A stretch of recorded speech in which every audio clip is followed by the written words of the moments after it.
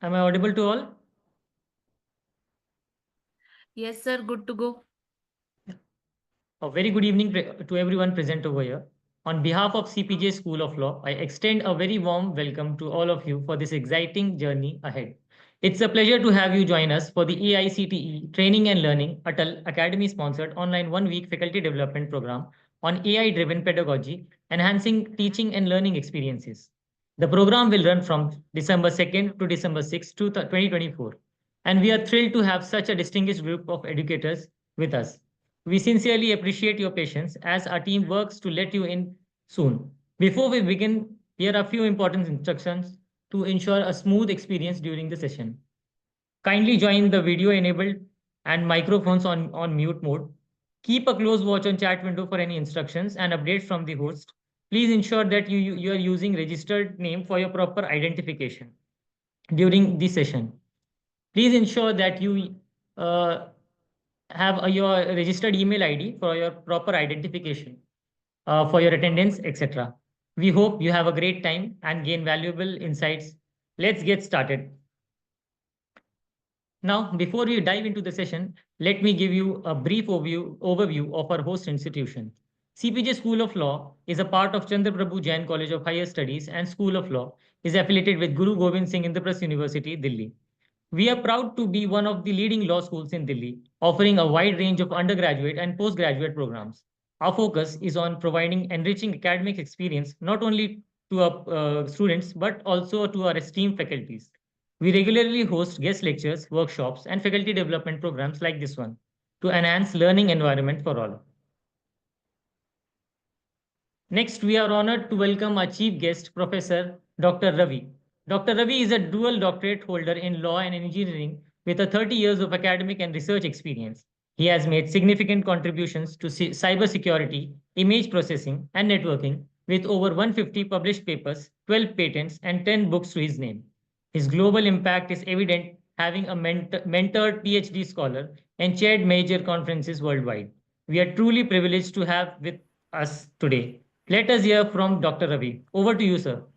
Thank you, sir. First of all, I thank the AICT as well as General Secretary, Director General, Director, Coordinator, and Co-Coordinator of Chandraprabhu Jain College of Higher Studies and School of Law for giving opportunity to be a chief guest for your ATAL FDP AI-driven pedagogy, enhancing teaching and learning experience. Dear participants, I am telling Frank that before you learn any of that topic, before you learn any of the FDP, you have to three things you have to remember that. One is that what is the meaning of the title, and second is where your FDP title learning is used in real time application. Third is how it is useful to the society. These three things is a mandatory to to know the all the benefits of that Atal FDP. Now the title is AI driven pedagogy. Before that, I will share my screen. Sir आप बोलिए please मैं वो तो है Okay, the title is AI driven pedagogy. That is what is meant by AI. AI what is the main role of AI means the computer think like a human and analyze the data and predict and make a decision making. That is called as an meaning of an artificial intelligence.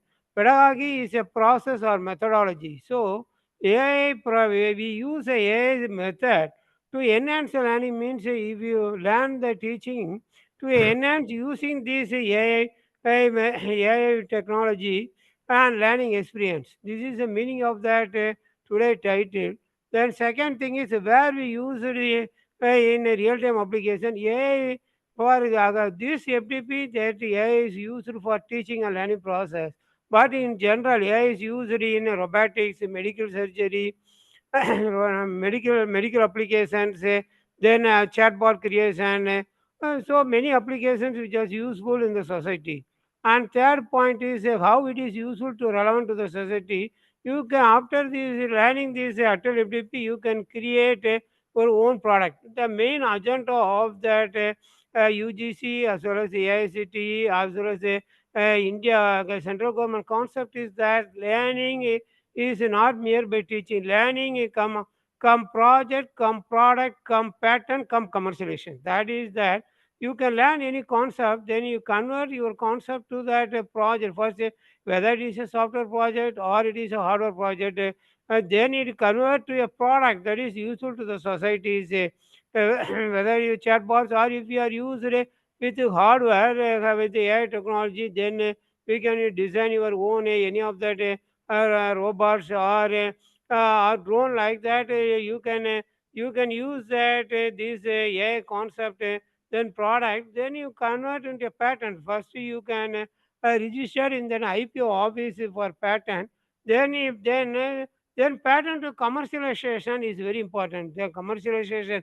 See nowadays that entrepreneurship is leading important concept as is necessary for India. That is why central government use the Make India, Made India, and what the education and national education policy 2020 also insists that this type of learning is mandatory for students. That is why that AICT as well as the various central government funding agencies, they provide funds to that organization to impart this type of entrepreneur knowledge knowledge to that professors as well as research scholars and students that will that will directly helps to that growth of the individual as well as the growth of the nation. Now let us let us move to the topic AI-driven pedagogy, enhancing teaching and learning experience. This is that I am that by external examiner, 5 hours examiner for various countries, China, Malaysia, even including India, in Kerala universities. I am that by PhD examiners as well as the 5 hours examiners.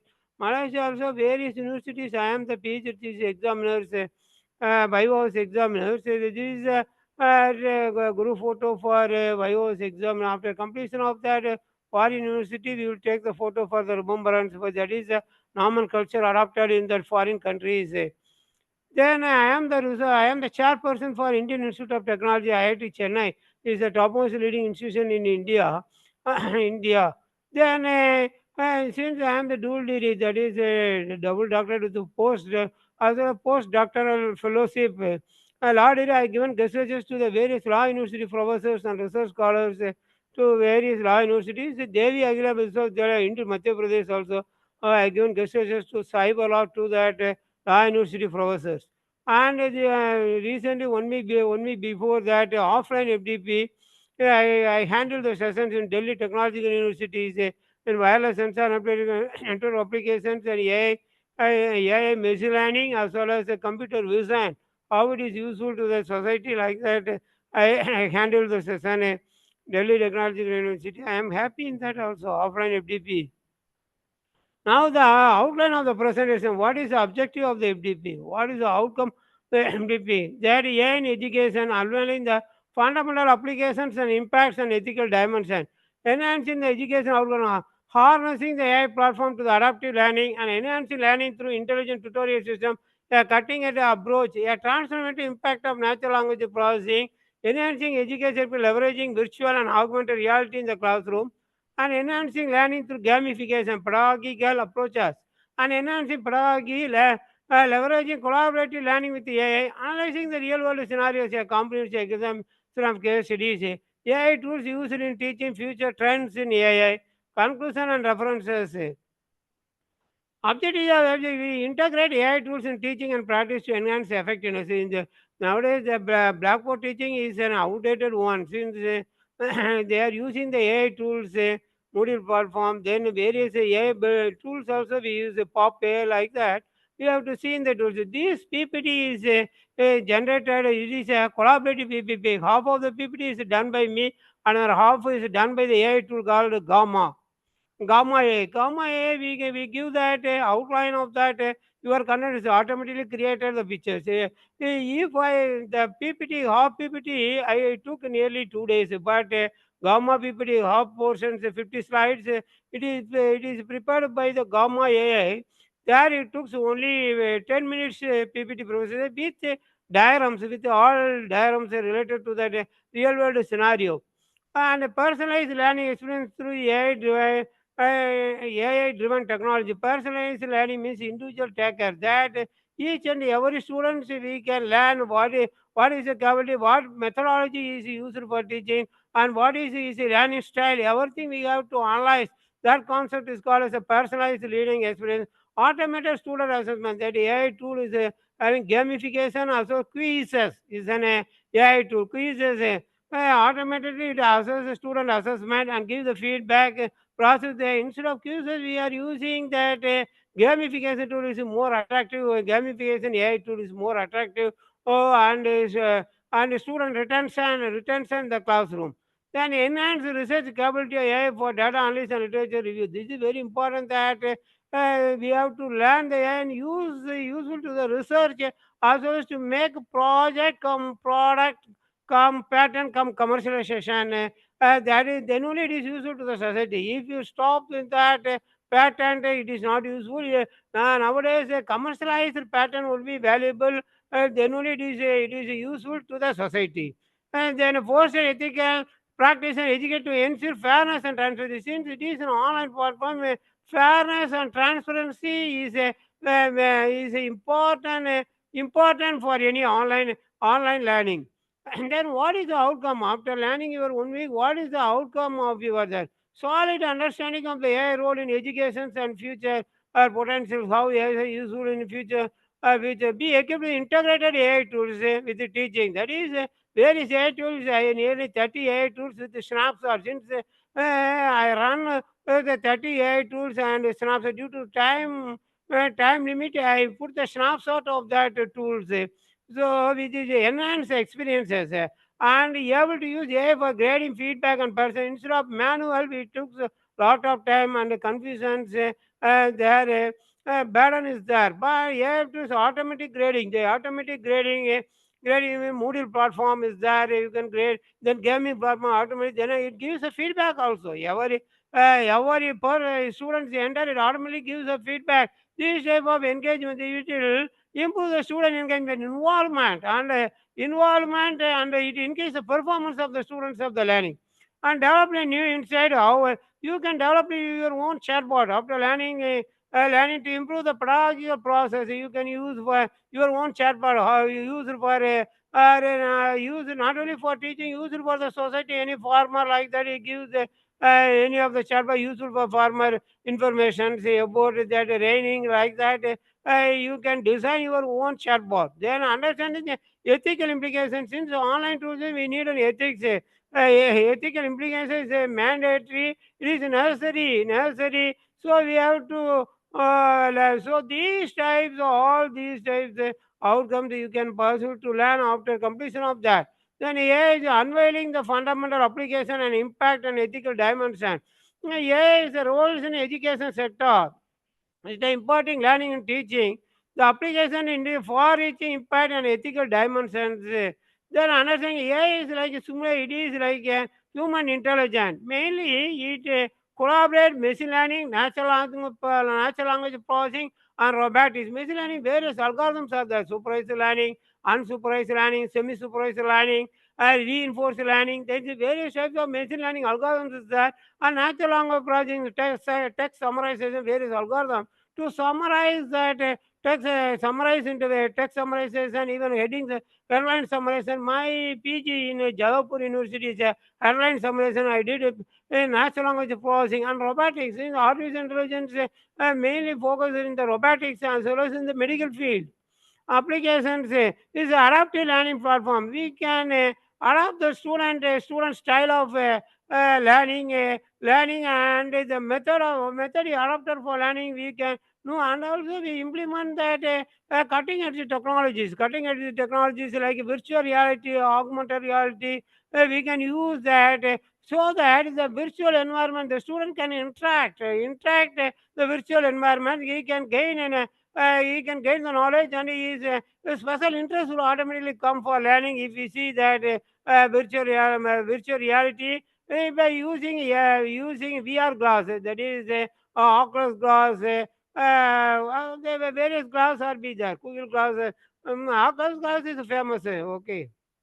And the AI teacher support individual instruction mentorship since it is a timely feedback is given to the teachers, so he can easily mentor the students. Then there is a live feedback sessions. AI gives a live feedback not after completion, and like offline what you will do that after completion we take the feedback. So it prevents is better than cure. So then and there we can possible to correct the method of teaching. For that AI is useful, and AI facility automatic grading, assessment, flag rejection. Not only it is used for teaching, it is used for research purpose like like a paper writing, that is journal paper writing, and conference paper writing. That is plagiarism production, determining the evaluation process, and competency based. Depending upon the since every individual having a different skill, depending upon the analyzing of the skills, we can check the competency based on their individual skills, and personalized learning. Since we can analyze the individual student data, we know that his learning pattern. It is easy to tailor the contents according to the needs of the individual students. This is done by the AI, so it will enhance the learning outcome. Then the impact of data privacy, algorithm biases, and future.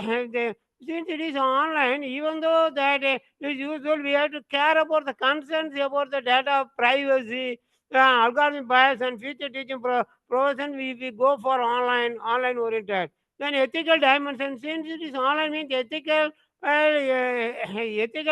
consideration is an important role in online teaching. So transparency, accountability, and equity is a mandate. It is become a paramount, since we cannot we can treat all the students equal, giving the equal opportunity for the usage of AI tools, and transparency. The transparency in the teaching lessons, and accountability. Suppose the teacher giving the materials means anything, anyway, any deviation means he can take the responsibility to correct that.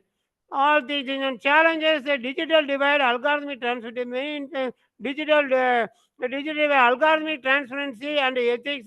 Ethics is the main challenges we can take into considerations while using that AI tools. The future trends, personalized ecosystem, AI powered companions. We can use AI as collaborative teaching, as well as seamless integration which enhance the teaching methodology.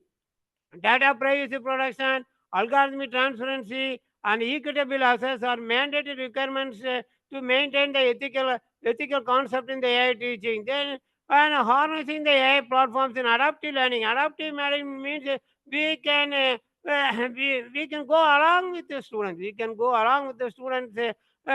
Student means that the character of the student, learning capability of the student, skill of the students, the strength of the student, weakness of the student, and whether he is facing capability, whether he can learn own and fostering engage. So if you move to the adaptive learning, then forcing engagement retention of the student is very easy. He can automatically retain and engage in the learning. Then tutoring system, since this type of adaptive learning is a very much useful for tutoring system, along with the combinations of machine learning, natural language processing, cognitive thinking. It is it is brainstorm thinking. These work synergically and personalized feedback, which is very useful for intelligent tutoring system. And the individual learning path, proficiency, and learning styles, we can know it is easy for tutoring and mentoring. Cognitive engagement leads to the immersive learning. If you and also deep learning and experiences, and gamification induce for learning, as well as the virtual simulation using of AR VR concept. Nowadays in the future they use that AR VR XR, or yeah, and mixed AR and VR as well as XR, or is a future we can use for the teaching and the student motivation as well as the knowledge retention. Offers real-time assessment and adaptive figure using the Moodle tool as well as the gamification. Then and the each and every student assessment can easily done. Even quizzes also very useful to assess individual learning capabilities and testing. And transfer is important. The natural plants is very important. In for mainly if you create any of that sign language for deaf and dumb. And these type of algorithm to analyze, to summarize, as well as sign language really is a real-time feedback, adaptive content, which will be useful for non-native speakers learning. And improve inclusive education, speech to text, text to speech, conversions, and multi language learning, natural language processing, use multi language diverse learning needs, and it is mainly useful for disability peoples also, mainly used for disability peoples. Leveraging virtual and augmented, when we use the virtual and augmented reality, what upon the huge impact on the student engagement due to the due to that very interest when we learn by seeing the practically instead of hearing that, if we wear that AR VR glass, Oculus glass, example, Oculus glass 3, 57,000, and with 512 MB, it gives a very high impact in the learning and teaching. We are having that Oculus glass yeah, in our institution. That is simulated environment, digital content, both used for technologicals, and we can teach even the scientific phenomena, even that spaces what we have available in the space. Or medicine technology, whatever that we can implement, since it is a built-in memory, we can load it in the and can we can analyze and learn this augmented reality. So augmented reality is active learning. This is a direct contact. You can interact with that virtual environment. It boosts the creativity and it increases the fashion for teaching. Here we are the immersive lesson to carry diverse learning styles. Suppose if one person wants to that learning a machine meaning you can load a one person wants to learning that robotics meaning you can whatever they like you can possible to inbuilt using the programming. Then the gamification. Here, our institution we use usually gamification. Since it is a more attractive than quizzes, even though it is a multiple choice like that, various options are with that. Then and there it gives like a reinforced learning, a reward. If one person says who is first, who is second, and congratulations like that with images, with various images and reward position crown like that, it will display it. So this type of gamification is very much attracted by that, not only by the student, it is attracted by the teachers also. Motivation, since it gives the rewards and challenge points, it will display the points, first position, like that in the sports here, that first position, second position, third position, like that it will display it in the gamification. Problem solving skill and critical thinking will be increased if you collaborate gamification in your learning, and also it is an experimental learning since the real time feedback. If one person entertainment is already gives that person completed one like that, it will display in that screen. We usually displayed in that LCD monitor, and the speaker will be connected. We are very interesting in this lab. We do mainly gamification, can't boot. And feedback mechanism, gamification, that is immediate responses, and progress indicator. Then and there it will show the points and the progress, and it will indicate the time also, time limit. If you set the time is 3 minutes left, 5 minutes left. So it will interesting the and the speed, increase the speed of that student ability. And personalized learn, adaptive challenges and customize we can customize that your question according to that skills of the students in the gamifications. You can design your own question, customize or automated generated. You can give AI is possible, everything is possible. And so social interactions, that is now the team in a team collaboration, even a multi-country team collaborations is possible in future trends, forming a common platform with multiple students to learn collaborative teaching in various countries. It's also possible in the gamifications. It's a real-time assessment since it is a immediate feedback. Then and there is a real-time feedback, not at the end. Our student it will if we use if we use AI tool, our student will give the feedback. It will inside the learning analytics and where the interventions is there for individual students also possible to identify. Then effective can clear learning objective and frequency interaction and frequently feedback integrations are all will lead to the continuous improvement of learning of the student. And collaborative learning. Collaborative learning is a combined learning, is a teamwork. It increase teamwork capabilities, which is useful for suppose is want to be placed means teamwork. Teamwork capability is very much important, and personal, adaptive, and inclusive, engaging learning experiences, and real world comprehensive examination of case studies. Here, University of Marsha, instead of University of Marsha, we take it as our Indian example. Indian exam recently in Kerala. Recently in Kerala introduced an AI called Iris. Iris in the school, KT school. There is one of Iris is a AI robot teacher introduced in the Kerala KT. But before that, Indus, it is designed by the Dinesh Kanwar, a computer science teacher. For in Mumbai, he used more than 70 languages of the world. It will teach the students. Bangalore AI is called as an AI teacher called Eagle. In India also the AI teacher is used in teaching in schools and even in IIT Mumbai also.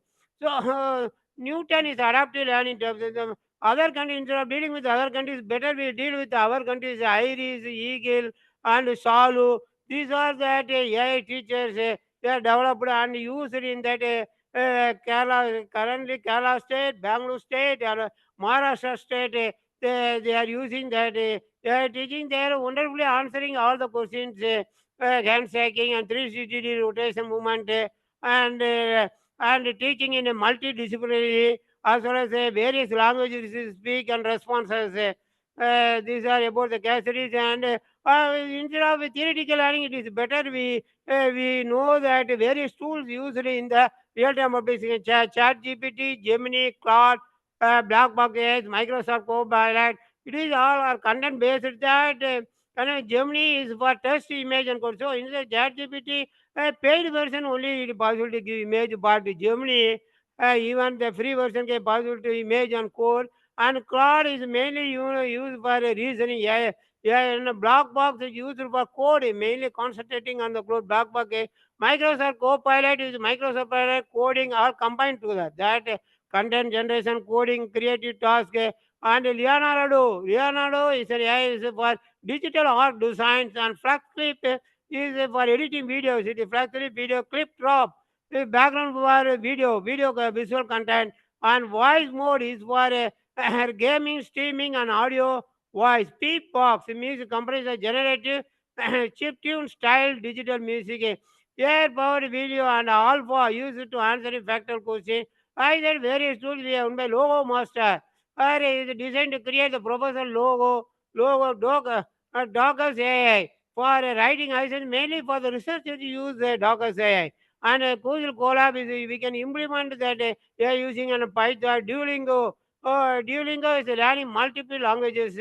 And we are using our college is using the Kahoot. Kahoot is the best gaming assessment quizzes and assessment of the student online. Then and there, it is very attractive. You must also try that Kahoot. Kahoot, we are using every week Kahoot. Chat GPT, when you run this, that it gives the content like this. Executed due to time limit. We are taking the snapshot. And Claude is a test generation like Chat GPT. It can use the class Microsoft Copilot test generation, image generation. You can create your own image if you're using the test automatically. It will generate and black box. May test image as well as the coding. It will do Gemini AI test and image generation. We can use Gemini AI. I created the PPT using Gemini AI, and Leonardo is the image generation. We can and pick and drop, place the image anywhere in your test like that. And like Canva, you can also Leonardo, you can design your own things. And real time gaming also is possible. Flick image creation with Flick Clip talk. Here we are generated this. We are edited this image. That is clip talk. In the image, you can edit a image like Photoshop. Photoshop takes time, but it is within a minute you can edit a voice mode. You can separate songs separate, music separate. Then then drums like that you can separate, and beat creations. We can use the beat creations in the music. Test video. We can give a test automatically. Video will be generated. And test video test. Here we can give the test, then automatically it generated the video. Then whole from alpha mathematical. If you want to understand the mathematics, we can use whole from alpha. Then gamma AI. Gamma AI is got PPT creation. I use gamma AI also. Use it. This 40 percentage of the PPT, whatever the diagram shown, everything generated by gamma AI within 5 minutes. But remaining nearly 50 slides I prepared. It takes 2 days. Then Popeye is called as a summary. If you insert a book, it gives a highlight of the book immediately. Immediately, the Popeye is very useful instead of the last minute preparation, the exam preparation for the student. We use Popeye summarization to like natural process. Inside, they use the concept of natural language processing. Even post a paraphrase, that is for removing plagiarism, plagiarism checking. Paraphrase, we are using for research, writing the articles. Whenever that correction is there, we use the paraphrasing tools, and content writing for journals. Journals as well as any of the concepts what you want to write, that is possible. Pop AI, content writing, and Moodle. Moodle is for assessment tool. It is a LMS platform. And LMS for by any course, everything assessment. Moodle AI, logo master. If you want to create a logo, we use a logo master. And doctors say online doctor prescription. If you give that the prescription on the doctor, if you give the input, it automatically gives that this is a symptom. The like explainable AI. It gives what is the disease you are affected, and what the doctor description is, and what is the possibility of the prescribed medicine to prevent that. Everything it will give. Google Colab run that Python to generate your own AI.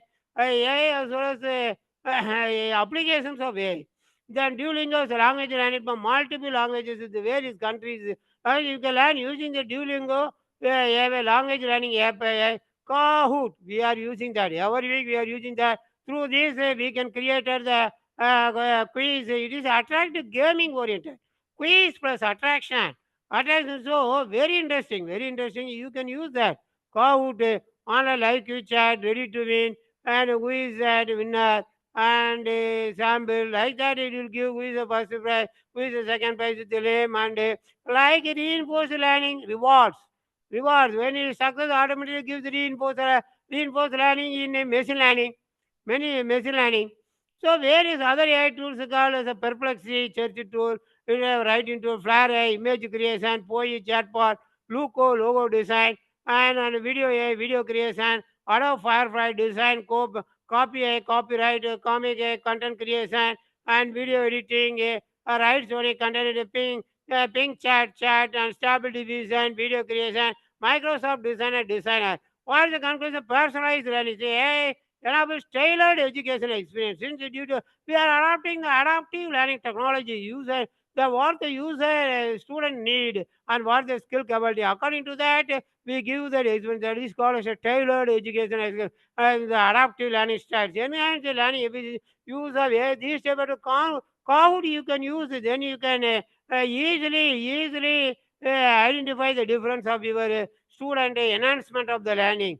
The inclusive promotes supporting learners with diverse abilities in different platform, different languages. AI can manage and data-driven insight, feedback analysis, immediate feedback, automatic correction, then and there. Innovative teaching introduces such as virtual tutors, gamification, and enriching the pedagogy methods. Ethical integration, responsible implementation, privacy, fairness, ethical preparing for the AI equipped editor, educators and students adopt rapid involvement. No matter what is the future trend. Now we are using that not by simply ChatGPT 2, ChatGPT 3, ChatGPT 4, not like that. Hyper personalization means it enables real time customization of the learning based on each and every student can possible. That is like parallel processing. Parallel processing, 60 student means 60 different analysis done in the parallel for individual according to the skill of the student. That is immersive technology. Here we are now they are using AI, you are mixed augmented AR, VR, and extraordinary AR means we can give each and every step explanation. If a doctor gives a prescription, never you simply said that you took this medicine, automatically the disease. Why? What is the symptom? If the such a symptom is coming, means which is a tablet? What is the side effect? When you took and what is the remedy? And what disease you are having? Like that, it will give all things. It is called explanatory. Like that what the technology, why you use this technology, this tool, what is the role of this tool, how the student will be useful to the student, how much we expect the improvement in the student. Like that is all the immense technology. AI powered instant bias free evaluation and soft skill assessment. AI tools which is collaborative, global collaborative virtual classroom, connecting students and educators across the globe for shared learning experiences. Ethical in which will practice transparency, fairness, accountability. Otherwise, what will happen? And misrepresentations and no accountability means nobody will take. That is why in the networks, what we call Defi element key exchange, we can confirm that the sender as well as the receiver. Devi money exchange is very important for sharing. Like that, here ethical explanation, we can take the transparency, fairness, and accountability of the materials in AI applications. These are references shaping the future role. Since due to the time constraints, time constraints, we close this. Any now is a doubt, and since half an hour only allotted for me, or else I will execute all the types of tools in the online. That is why I give snapshot of the various tools. Now, if you ask more questions, then only I will be happy. Usually, whenever I in the offline ATAL FDP, I ask nearly 50 questions and give chocolates and pen prizes to every audience. I expect that, like Delhi Technology University, like India Institute of Technology, Chennai, the participants ask the question. Not only this, any engineering as well as law, you can ask. Law also, I am very strong, especially in the cyber law. I am engineering multidisciplinary since I handle more than 50 central government, state government universities, ATAL FDP. Okay, participants, any questions, kindly ask. Whether And my voice is audible, sir? Whether my voice is audible? yes, sir, you are completely audible. Right, okay. I request all the participants, if there are any questions, you may ask. You may. Research oriented, since to more than 20 scholars I completed PhD, and also 27 funding. ATAL, I am the 3 times continuously received ATAL coordinator. I am the ATAL coordinator for ATAL FDP 3 times continuous. 27 fundings, all AICTE fundings I received, all from all 17 AICTE fundings received.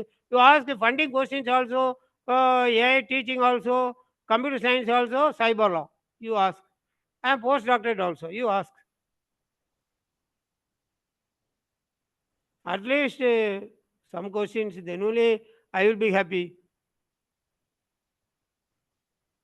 Yes, hello, you Yes, ask. Venugopal. Madam, please unmute all the participants. Participants can unmute themselves. Okay. Unmute option you give, madam. Instead of chat box, you ask directly. I want to see the face usually, but here all videos are muted. So online, but usually we ask them to unmute the video also, so that who is asking and what, or whether he is satisfying our response, everything we can know. Nobody asking.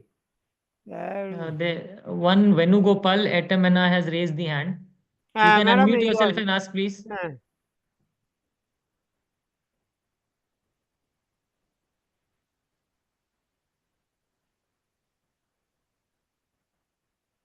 Your voice is not audible.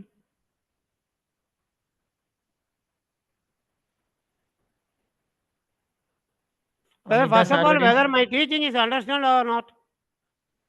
It is a half an hour already crossed in 45 minutes. Whether my teaching is understand what I person, at least you tell that. Is understand or not?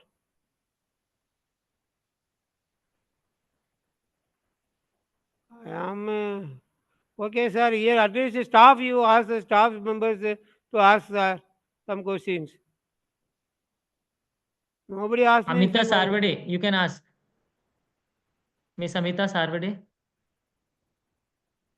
Okay, sir. These are online. Amit, madam, you unmute your mic, madam. You ask, madam. Ma'am, you can unmute yourself. So whether host is given permission to unmute Yes, during Yes, yes, the yes, yes, yes. They are allowed to unmute yes. themselves. madam, you Good ask. evening, sir. Yes, sir. Good Good evening. evening. I'm Good Dr. evening, madam. Amita Sarvade from MGM University, Aurangabad, Maharashtra. I just Okay. want to ask you that how can we implement the artificial intelligence in examinations for the university, colleges, whatever, and the business analytics. I have teaching this subject to the PG and UG student. So that's why I would like to ask you how we can implement this artificial intelligence for the examination. Thank you, sir. Madam, the cow tool is that a LMS platform. LMS platform and cow tool, there we can give, it will automatically take the question, automatically gives will set, you must give that, the input is only the document, that from the topic where you can take the question, how many questions, duration, you must give, it will automatically do all things, and it will also give the assessment also. That is called as an LMS platform. You Okay, do, sir. madam, that tool you use. The PPT I will share it to the co-coordinator. Through online you learn the tool. Snapshot is there. It will helpful for you to practice. Okay, sir. Okay. Thank you, sir. Thank you. Thank you, madam. Thank I am happy, sir. At least one madam is asked. Okay, sir. Sorry, if time permits, I will continue. Otherwise, we will stop, sir. Coordinator, madam. Madam, anything? Coordinator, madam.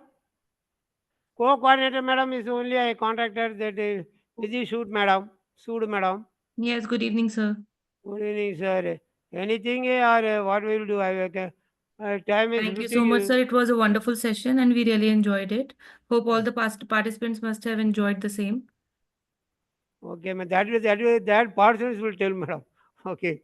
Nobody, at least person, whether my teaching is understand. Since the previous Yes. week, Yes, sir. Yes, understand. exactly. Yes, sir. Yes, Yes, yes. yes. Person is telling me, if you are telling, I am not convincing. Person is telling me, then only I will convincing. Okay, Delhi Technology experience, it is a new experience for online in Delhi University. Various other universities I get took. Okay, madam, better you call for law. Law also I am very strong, madam. You call for law since your it is a school of law. I can even come for online also, offline also. Law, especially cyber law or any law, yes, cyber law, criminal law, or civil law. Okay, or any law, I am very strong. Okay, madam. Thank you, madam. Definitely, sir. We will get in touch for the same. Thank you, sir. Okay, madam, can I quit, madam? Sir, Rahul, sir, over to you, please. Yeah. On behalf of CPJ School of Law, I would like to extend a sincere appreciation for your exceptional contribution to AICTE Training and Learning. ATAL Academy sponsored 1 week faculty development program on AI-driven pedagogy, enhancing teaching and learning experiences. Your expertise in technology and data privacy, intellectual property right, and new media laws was incredibly insightful and inspiring. The knowledge you shared about the evolving legal landscape and in digital age, particularly concerning cyber laws and data protection, provided invaluable perspectives to our participants. We are deeply grateful for the time and efforts you dedicated to this session. Your thoughts and experiences will undoubtedly guide us in integrating legal and technological aspects to our teaching methodology and pedagogy. Thank you once again for your invaluable contribution. We look forward to your future collaborations and the opportunity to learn more from your expertise. Okay, sir. Thank you, sir. Thank you, Vidhi Sood, madam. I will share the PPT to your WhatsApp as well as mail, madam. Thank you so much, sir. Thank you, madam. I will quit, madam. Okay, thank you. To all the participants, we are equally delighted to welcome Mr. Rodney D. Ryder, a renowned lawyer and expert in technology data privacy, intellectual property rights, and new media laws. With over 25 years of experience, Mr. Ryder is the founding partner of Scriptboard, a pioneering law firm in these domains.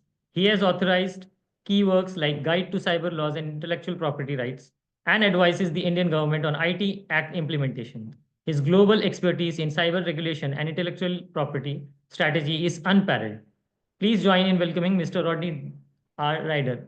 Over to you, sir. Thank you. Thank you so much. It's an honor to be here. Um, and I will just try and share my screen if possible. Yes. So here we are. Thank you so much for the introduction, and thank you, for inviting me here. I think I have about 45 minutes to talk, and then perhaps we can take question and answers. Is that right? Yes, sir. Right. Goody. So, um, so first of all, it's an honor to be here. I've been in practice now for 27 years, and been there at the start of this whole revolution in technology, including, of course, the Information Technology Act, on which I have written a few times, and of course, so I've thank you for the invitation. I'm here to speak on artificial intelligence in education and how it has transformed the classroom experience, and in many ways. The first part I'm going to discuss is talking about artificial intelligence itself, what we need to understand about AI systems, and of course, what we need to understand about this beautiful and a powerful tool. Uh, Importantly, as we go ahead, uh, artificial intelligence or the deployment of algorithms has been there with us for a while. We've seen a decade of artificial intelligence evolution in social media, in other forms of technology. It is important, therefore, for us as educators, and I consider myself as one too, to understand the basic concepts of artificial intelligence, including the impact of machine learning, neural networks, natural language processing. It's equally important for us to be well aware of the ethical considerations, knowing that AI systems, at the end of the day, in their present form, are built and programmed by us, built and programmed by humans with our bias, with our inclination towards certain ideas and projects. Um, so the ethical considerations of AI, the various applications in daily life, the various applications in daily life across industries like healthcare, finance, transportation, and as educators and as people who are interfacing with workplaces to ensure that artificial intelligence literacy skills are also built to help students, to help people in the workforce develop critical thinking, data analysis, and problem solving skills. At the end of the day, for people to realize and adopt artificial intelligence as one of the important, but one of the many tools available to us. To understand the evolving landscape and how to use all of these tools. As Professor Ravi was walking us through the various options before us, and these options are changing even as we speak. So, the first is to ensure that we ourselves have the necessary skills in terms of AI literacy. The next is to understand the basics, understand machine learning, what software is there, how is it deployed, encourage um, a very practical hands-on learning, including encouraging non-tech students. For example, encouraging law students to code. Uh, Now there are tools available that allow non-tech people, those who do not know uh, systems and coding like Python and others, to actually code themselves. Therefore, to go into the basics on how algorithms work and how problems are solved in daily life. At the same time, as lawyers, understand the importance of ethics and ethical considerations and the real world applications of technology. What does AI do for us in education? It helps us to personalize learning. Algorithms can create customized learning experiences for the individual. And there we need teachers to customize tools as well as to teach students how to customize tools for themselves. Then to collect and curate intelligent content from around the globe, tailored to each student's interests and learning objectives. To look at automatic grading and feedback, to look at the entire learning process. No longer is learning only about passing or failing or giving an exam. It's about the skills that we take away from the entire experience. Predictive analytics, analyzing student data to identify learning patterns, predict academic performance, and provide early intervention to support students who might otherwise be left behind. Virtual tutoring and assistance, AI driven chatbots who can be available at all times to answer questions. Uh, this, I think, is a very interesting and intelligent deployment of tools. So, we have a couple of case studies which we are well aware of, but one of the most powerful ways to deploy artificial intelligence is in personalized learning, to enable the student to choose the kind of content, the approach to the content, the gradual pacing, and including, of course, setting up their own time management schedules. Because if there is a tool that can be personalized, you can have a student who is more comfortable, say, with learning in the evenings or later on towards late evenings. So time can be managed, looking at unique needs, looking at leveraging basic technology. The platform or the learning tool can also look at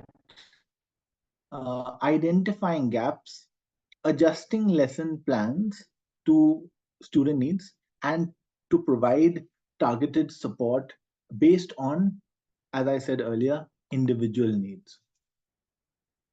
Uh, the development of intelligent tutoring systems, educational programs that adapt to uh, the individual student's needs. So, for example, there might be a student who struggles with a particular chapter, or there might be a student who might be very bright in a particular subject but struggles in another one. So, looking at student performance, providing feedback, uh, content, support, and also to drive further engagement. Because one thing we've known from the gaming industry is that computer games are designed in a way to engage. And I think that all of us can learn something from the gaming industry as far as engagement is concerned. Then automatic grading and feedback.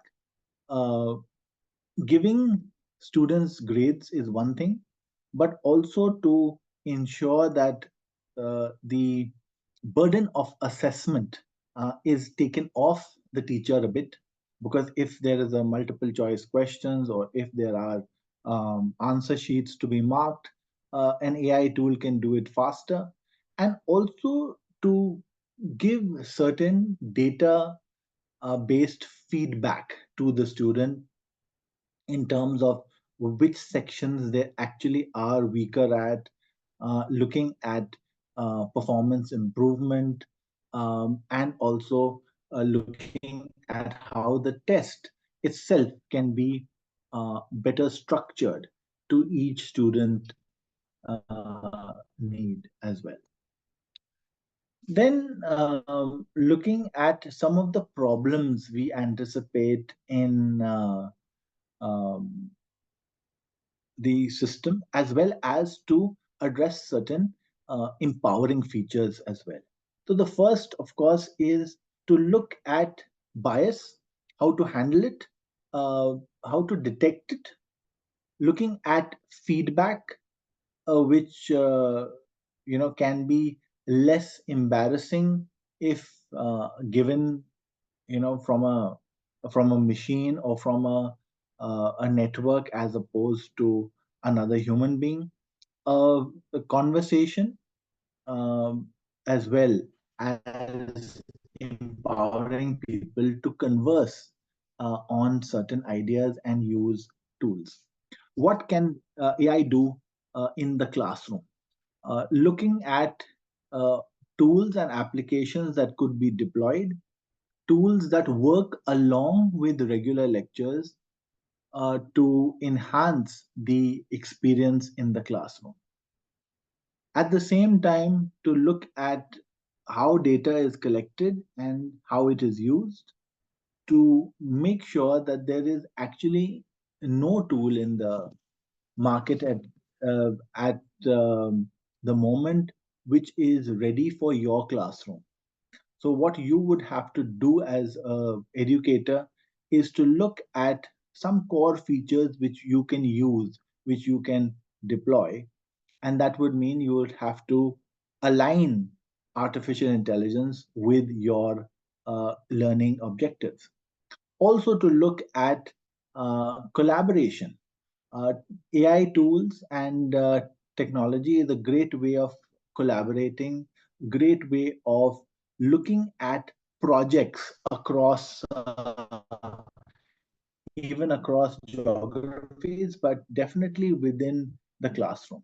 Support for educators and training for educators on how to use these tools would also be very, very useful. So, one of the core themes is how to get technology into the classroom more and more as part of an everyday lecture. What are some of the uh, challenges? Challenges are, like I said earlier, on bias and to ensure that students and the subject itself is treated in a fair way and that everyone is given an equal opportunity. Here, I think algorithms will play a very important role in ensuring that uh, systems, classrooms are audited for fairness as well, to make sure that the increased use of AI will affect or might affect certain aspects of teaching. I have no doubt that it will impact the way we deliver our lectures, the way we teach. But will it actually displace human educators? I do not think so, because of the multiple layers that human intelligence has. Human intelligence is not only about remembering things, about facts, about data. It is much, much more. It is about ethics, it's about honesty, it's about emotions, it's about so much more than the mere memorizing of facts. The third important part is privacy and data protection. We must make sure that student data, educator data, which is collected, is used fairly and is contained within that school system, and tools which are collecting information do not share it without permission. And therefore, when we are on the verge of our new data protection law, it is important that it be adhered to strictly. The next is, of course, equity and access. And I think that technology is a great leveler. It is a great means to ensure equality. Yes, some of us have better computers than others. Some of us access classrooms on smartphones. Not everyone has a high powered laptop or a MacBook, but that doesn't matter. There is still a lot of um, equality that comes through technology. And we must ensure that this continues, that the tools we use are tools which bring about equal access and fairness. Then the tools itself, while talking about equal access and fairness, we should make sure that the tools are transparent and the function they are performing is explainable, because the lack of transparency can make the situation very cloudy and unfavorable across the board. So these are some of the challenges and ethical considerations as we look at the deployment of artificial intelligence systems. Bias and fairness, automation and potential job displacement, privacy and data protection, equity and access, transparency and explainability.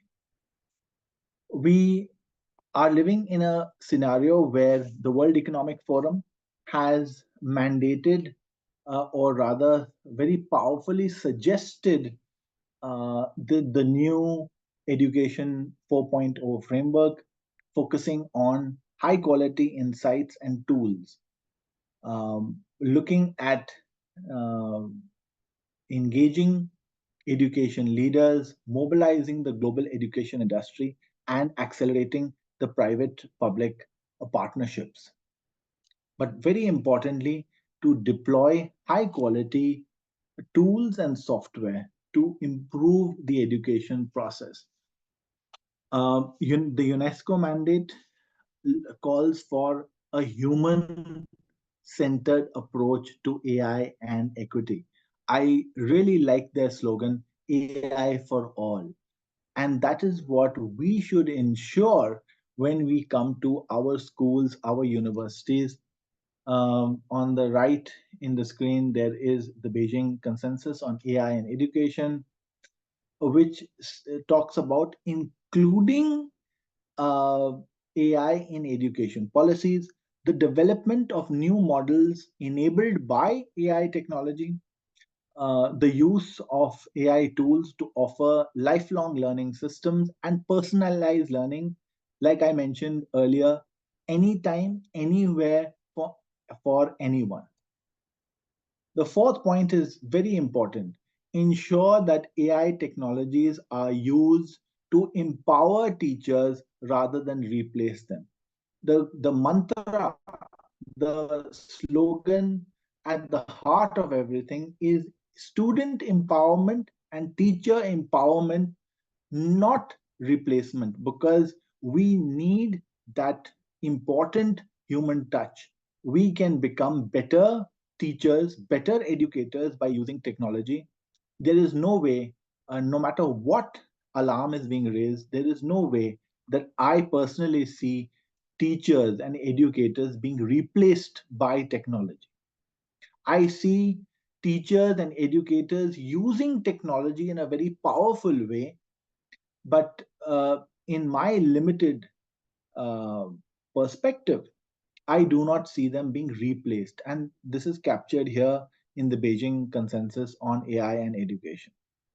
Prepare the next generation of existing workforce with values and skills for life, which are the most relevant in the AI era. So, what are we doing? We are accepting the role of AI in our life and saying that our students need to be prepared for an AI future, to live there, to work there, use AI tools to be better and more productive, to promote the equitable and inclusive use of AI irrespective, and also importantly to ensure the ethical, transparent, and auditable uses of educational data. Educational data, the data of our students, of our teachers, is sacred, and we must ensure that it is used in a responsible manner.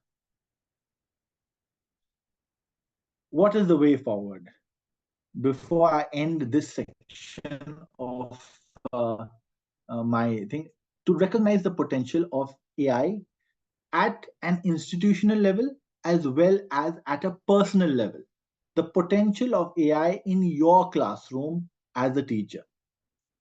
Promote the responsible development of AI and responsible tools which look after the student, which are deployed ethically, and which have the necessary safeguards for privacy, security, and transparency.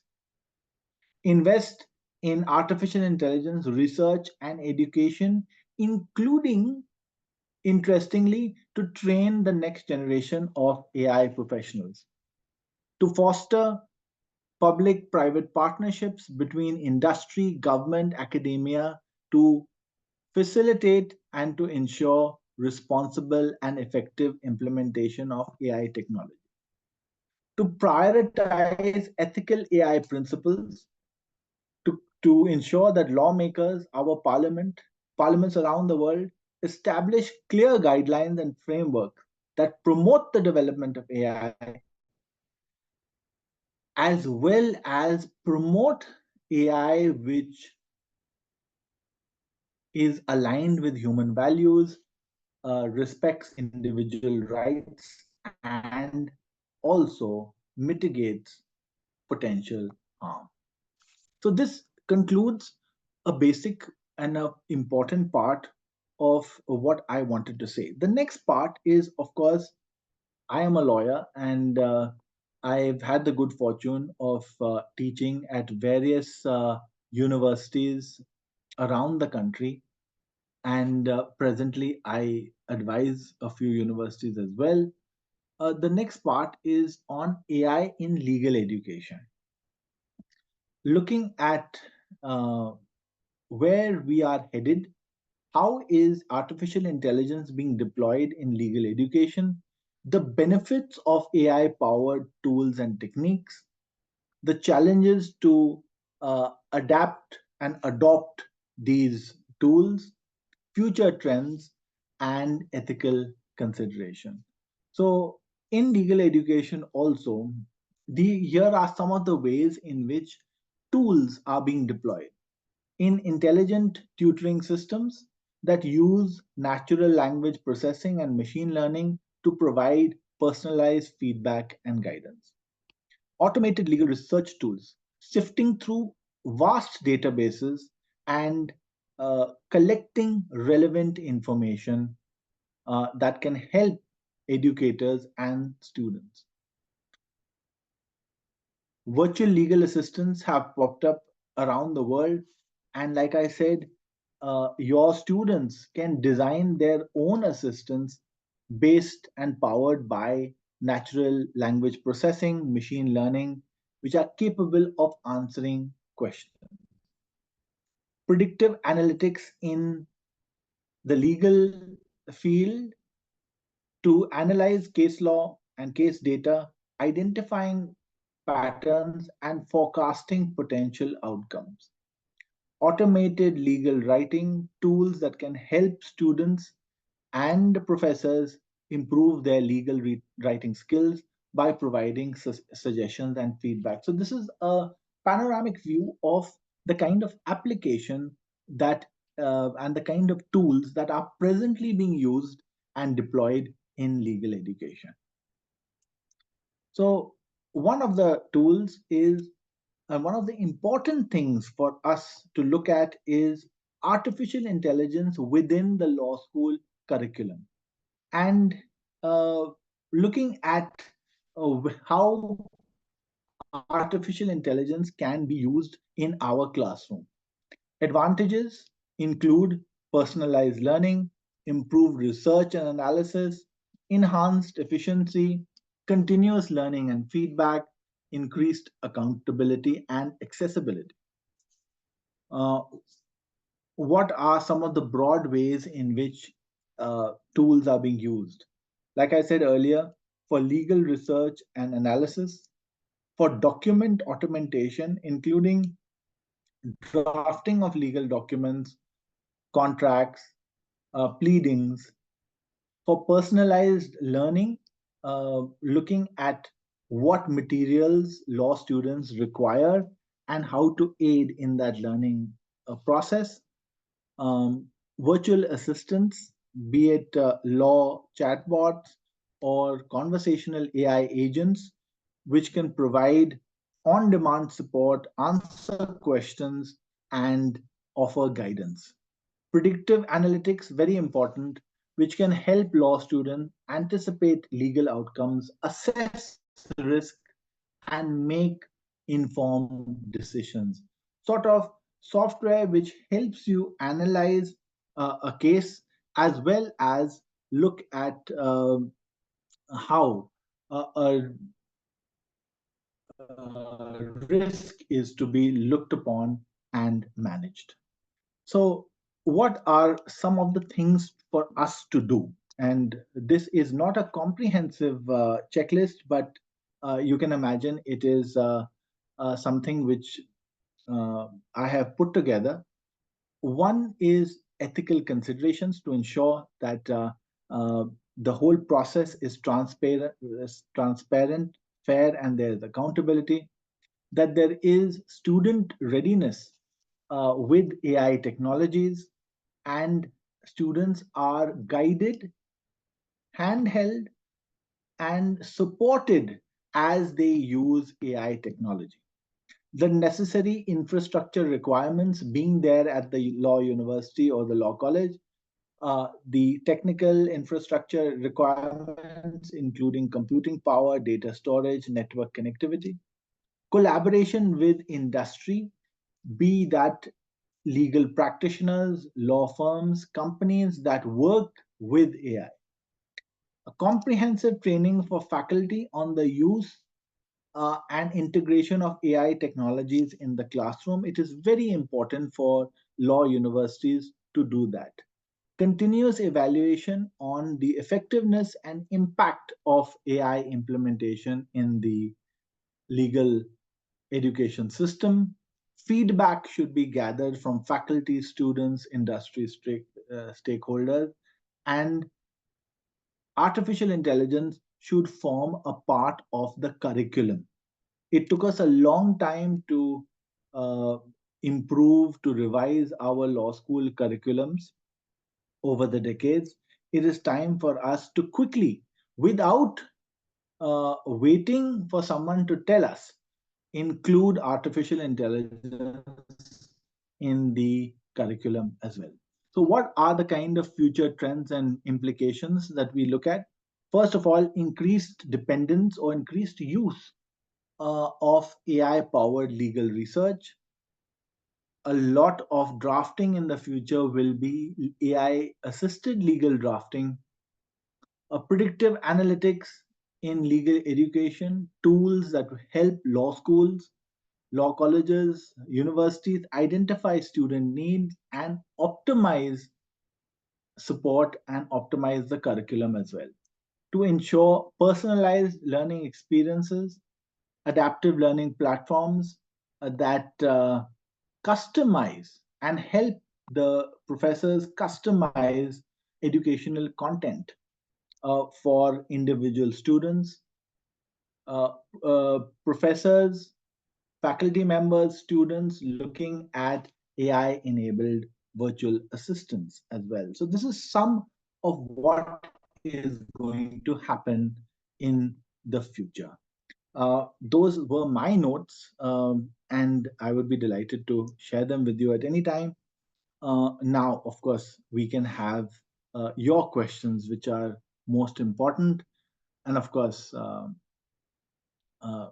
anyone who has questions a day or two late, then like I do, I always think about it for some time and then come up with questions maybe after some time. If you are like me, please feel free to drop me an email at any time.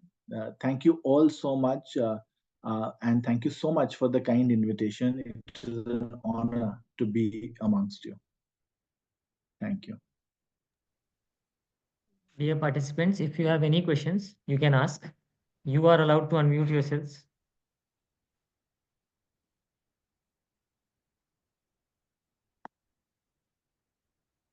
You can even raise your hands.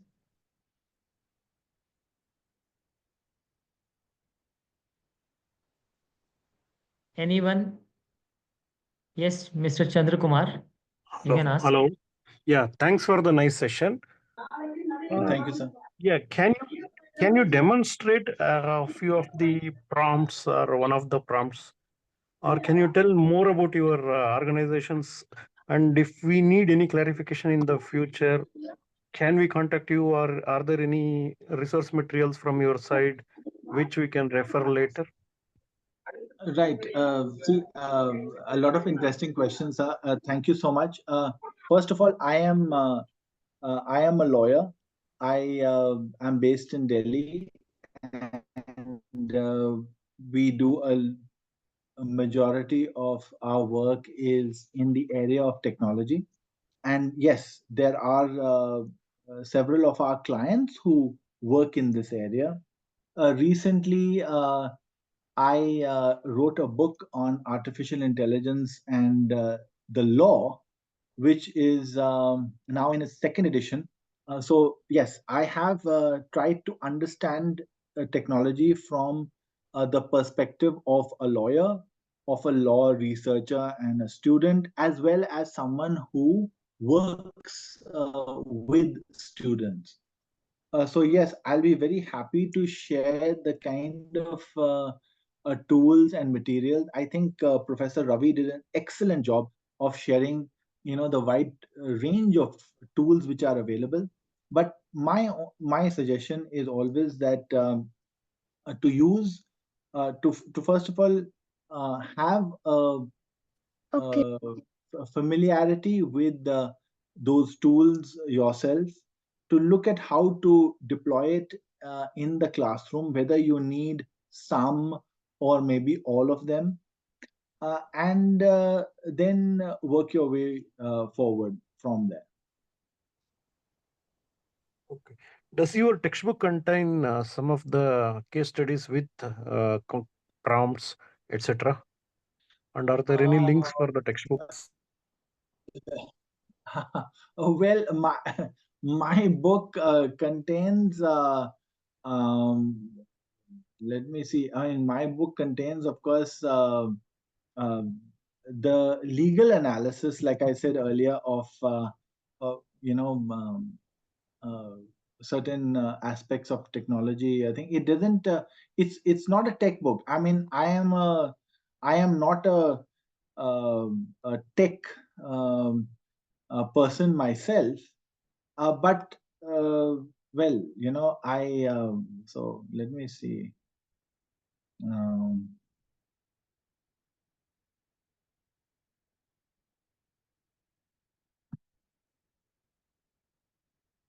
so yeah, so I am not a tech person myself, but here is a picture of the book on the screen. It is a law book. It's not a technology book, but yes, it has a lot of discussion on all the relevant legal aspects of artificial intelligence. It's done well. It's now in the second edition, and is a nice book to well go through. But in terms of how to deploy, I'll be very happy to talk with you offline at any time. Yeah, thank you. Thank you very much. Thank you. Any other questions? Good evening, If sir. anyone has any question, you may either raise your hand or you can just Yes, unmute sir. yourself and ask. Sir, am I audible? Yes, yes, you're Yes, audible. ma'am, you are. Sir, really thanks for the wonderful session.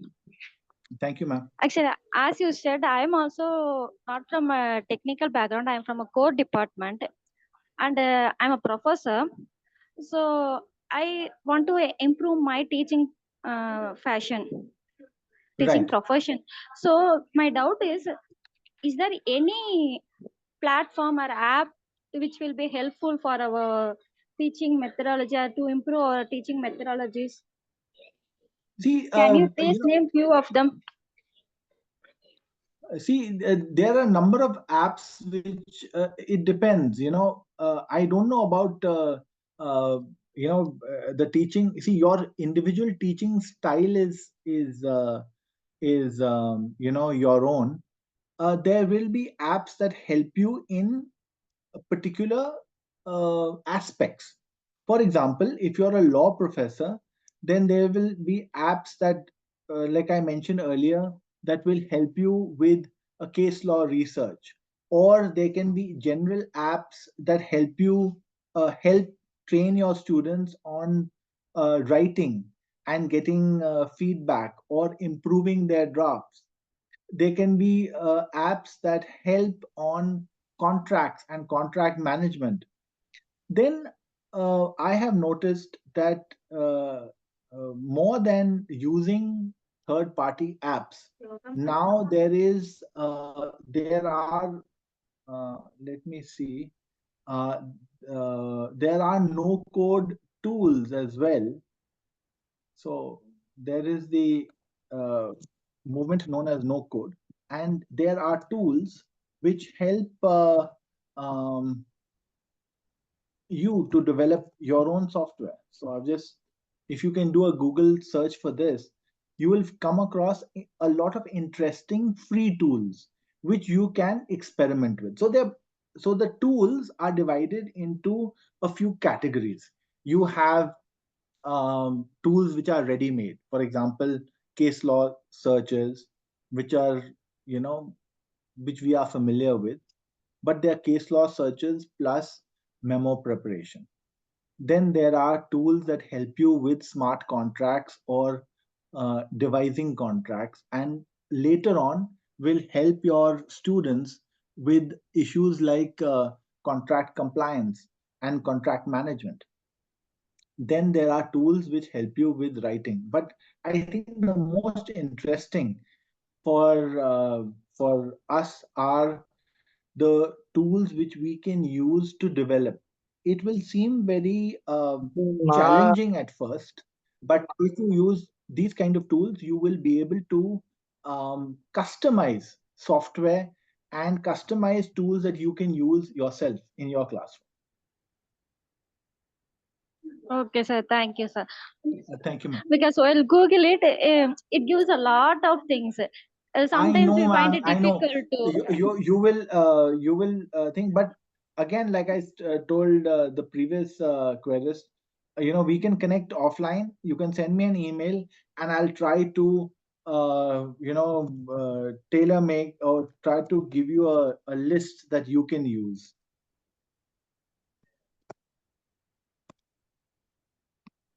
So my email was in the presentation. I'm posting it on the chat box, in the chat box again. Okay, sir. Okay, sir. Thank you so much, sir. Thank you, ma'am. Any more questions? Am I audible, sir? Yes, you're audible. Yes, sir. Yeah, I'm Dr. Arun Kapoor from New Delhi. It was a wonderful presentation, the first one, and as well as yours. My question is regarding the first part of your talk, where you have covered the artificial intelligence in classroom. transforming the education in classroom. So one thought which comes to my mind is, as a teacher, I will be teaching using the AI tools. I will be teaching my students very effectively, and at the same time, my students, they are around more than 100 students in a batch, so I deal with a lot of batches. So are the students aware of artificial tools for their own personalized learning. Teacher as well as the student, both are equipped and they are literate on AI. Now, how does that help in bringing the student to the classroom physically and the teacher in the classroom physically, and the interaction goes on just like we do before the AI? Right. So,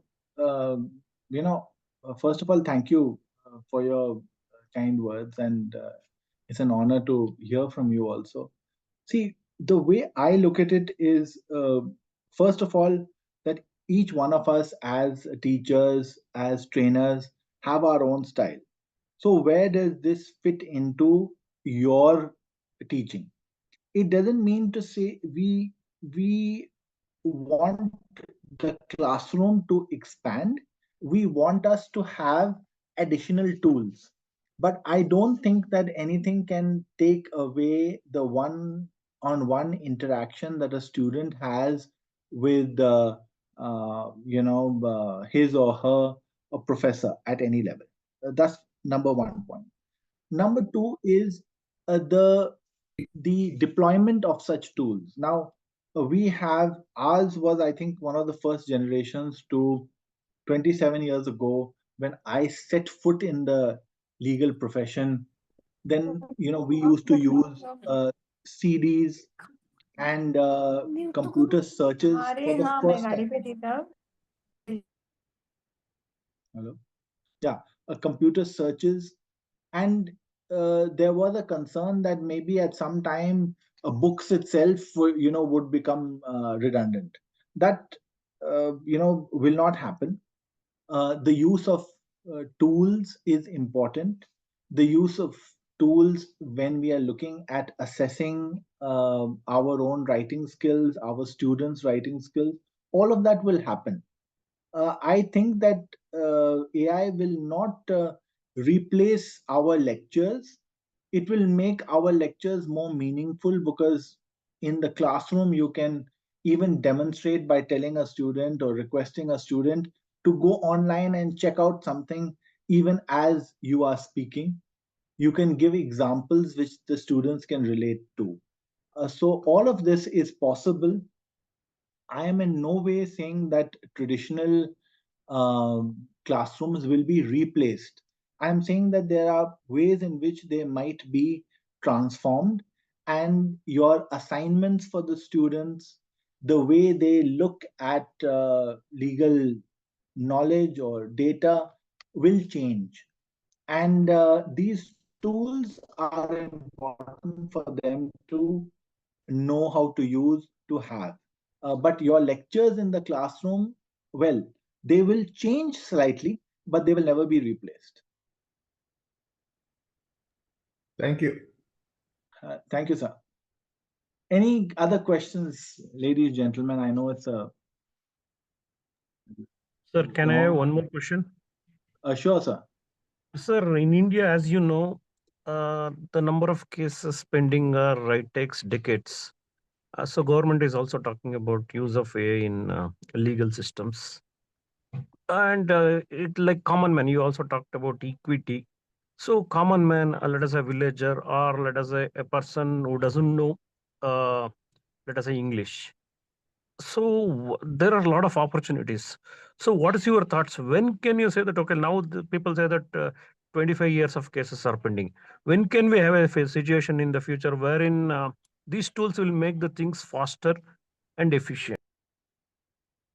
Right. So, sir, you have raised a very important question, which is like clearly an age-old question.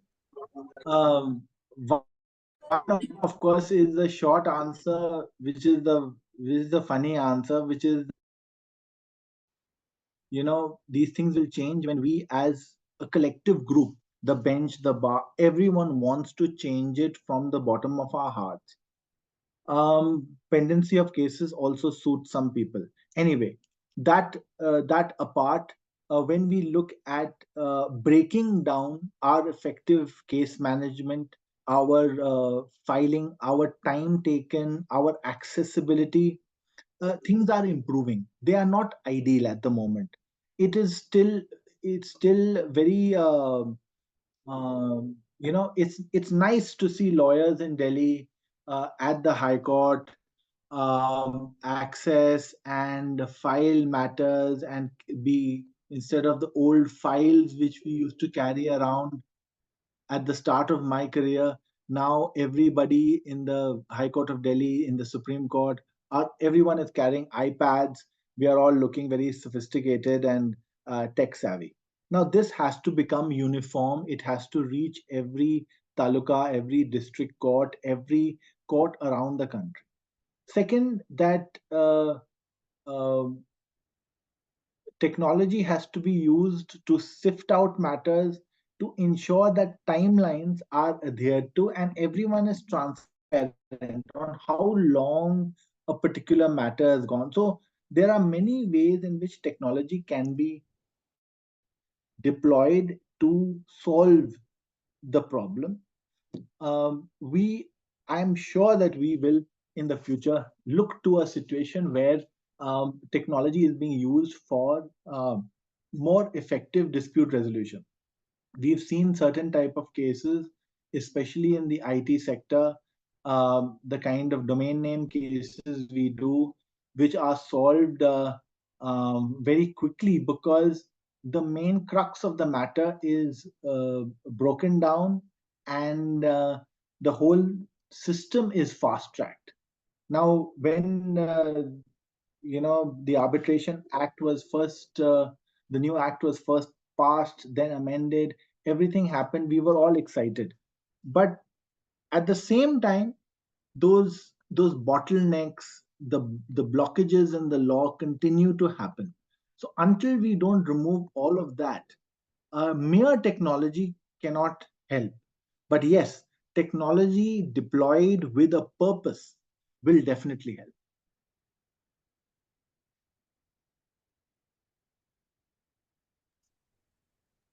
Yeah, thank you. Thank you, sir. Any other questions? Can I ask a question, sir? If we have Sure, time. sir. Sure, sir.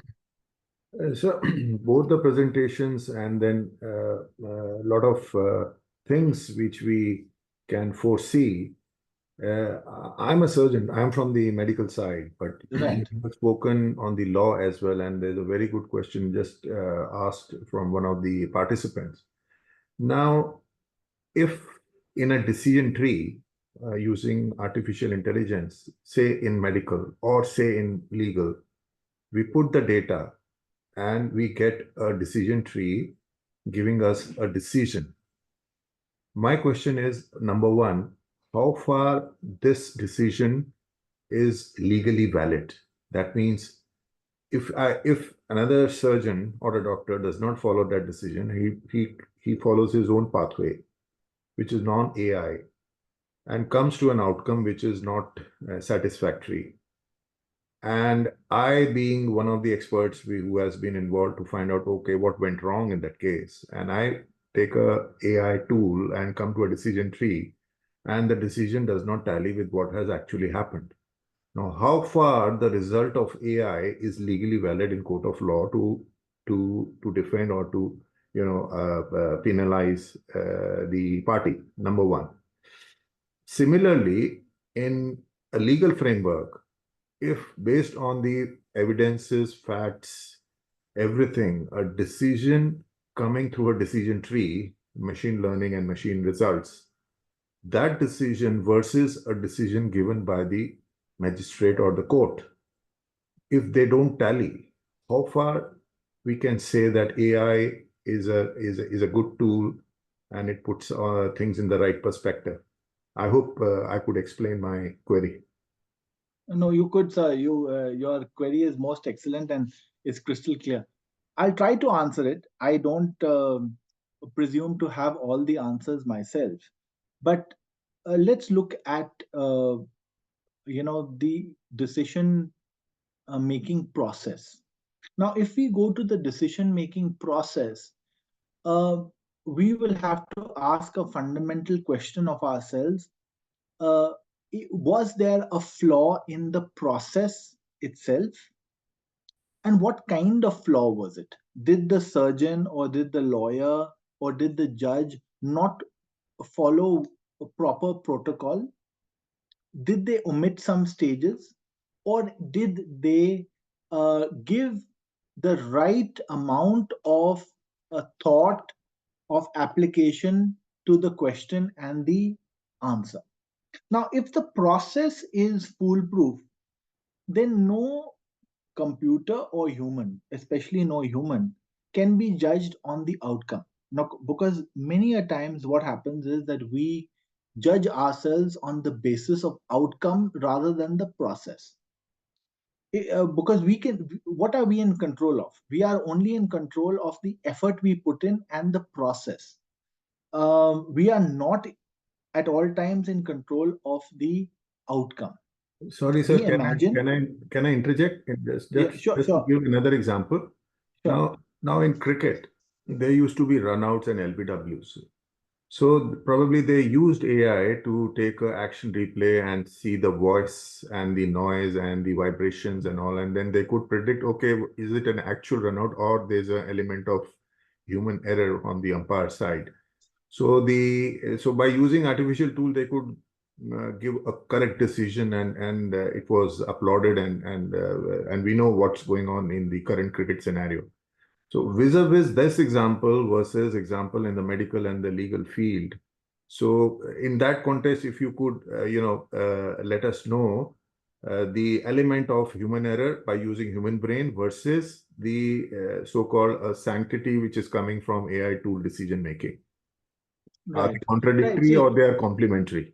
I would say that they should be, in an ideal world, they should be complementary, because an ideal world should have a human being using a powerful tool. Now, as a surgeon, it's not, or as a medical specialist, it's not possible for me to sift through thousands of x-rays within a few seconds, but AI can do that. So where is AI good? AI is good at sheer cognition because it can handle vast data sets.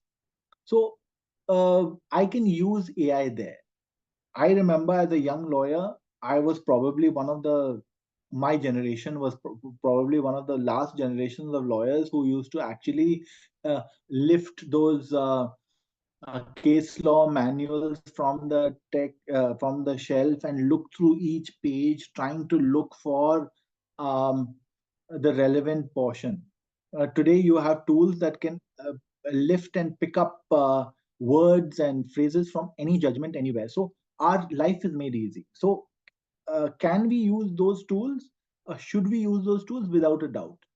Now, the problem comes when we rely on a decision-making framework, because at the end of the day, the decision-making framework that AI will use will be the same one. Now, Atul Gawande in the checklist manifesto talks about you having a checklist. Now, that checklist could be outdated. Your checklist may not deal with everything, because not every illness can be managed sequentially or empirically through certain kinds of data only. There might be certain intuition, there might be certain judgment. Now, AI is not equipped to take certain judgment calls. Human beings can, but then that exposes human beings to a different kind of frailty, to a different kind of error. So there are pros and cons. My personal view at present, it might change in the future, but my personal view is that technology is too powerful now to ignore as a tool. Yet technology hasn't attained that level of expertise that where I can trust only technology and not the judgment of an experienced human being. So I think it will have to be a combination of both. And in between, like your cricket example, there will be errors. There will be, unfortunately, batsmen who will be given out when they shouldn't have been given out, like KL Rahul was in our first test match. But at the same time, that is why you have the principle, both in cricket and in law, that the benefit of the doubt goes to a certain person. Why? Because we are trying our best to factor in this risk. So no system will be perfect, but we are trying to be aware. And your very question, sir, is an absolutely brilliant, but it's also an absolutely human question. This is not the way uh, AI would generally think, because AI is not taught to question itself. We, as human beings, have the benefit of being able to question. We know that we do not know everything. So, in that sense, that if we continue with this level of humility and saying that yes, we don't know everything and we need these tools to help us, and yet after all this help we can still go wrong, I think that's the way to start. And who knows, in the future I am hopeful that a lot of things come even better. But I do not see this human interface, especially thinking people who are evaluating a system. I don't think that that will go. I hope I've been able to answer Thank you, somewhat. sir. Thank you. Um, uh, Thank you so much. Any other questions? I know it's time for the next session also slowly. Yes, sir. Just can I ask one question, sir? Yes, sure, sir. Before that, thank you so much for that very, very informative lecture, sir. Thank you, sir. Thank you so much. You're very kind. What are the various ways in which humans or human brains are better than AI tools? Sir, according to, I am not an expert on this, but according to the way people who've studied the human brain have looked at intelligence, there was uh, a renowned psychiatrist, a gentleman called Howard Gardner, who wrote a very famous book, Frames of the Mind. And he's written several papers. I've just put it in the chat. Dr. Gardner classifies human intelligence as cognitive intelligence, emotional intelligence, neuromuscular kinetic intelligence, which Jaiswal, Kohli, all these good people have, interpersonal intelligence.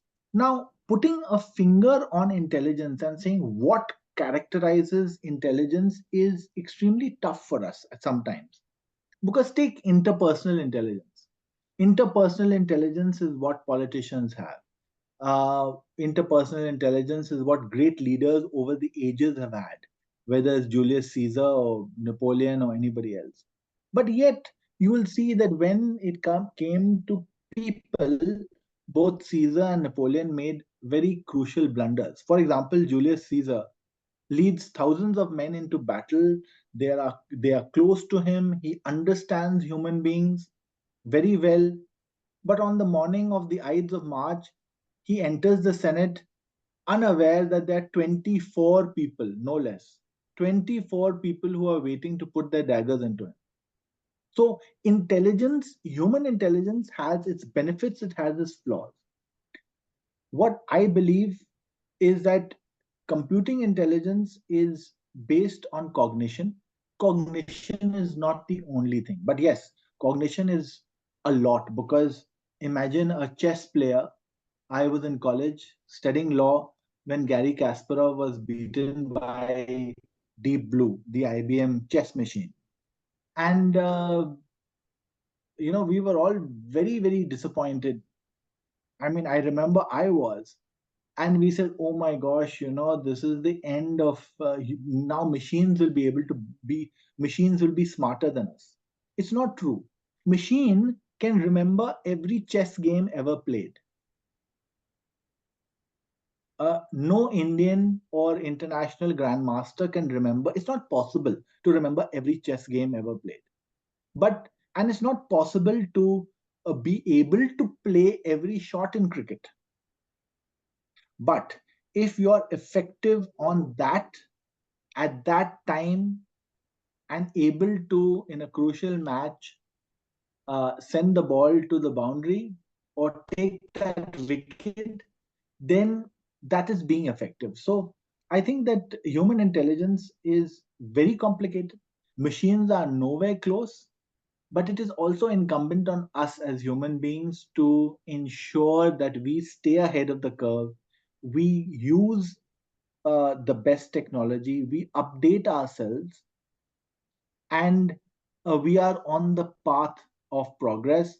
Not only are we on the path of progress as individuals, but we are able to help the youngsters and the next generation on where to and how to solve their problems. So that's what I think.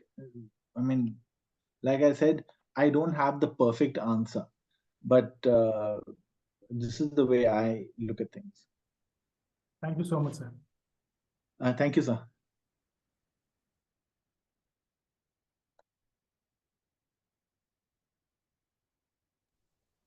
Any more questions?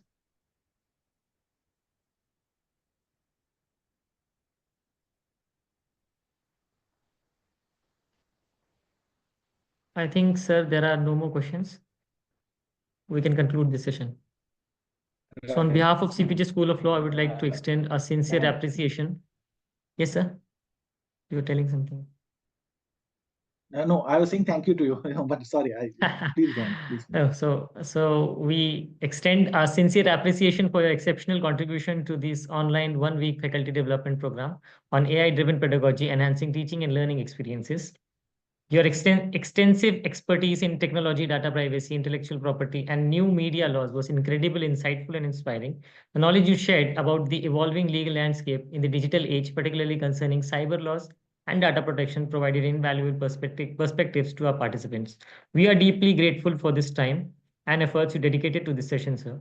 Thank you once again. Thank you so much, sir.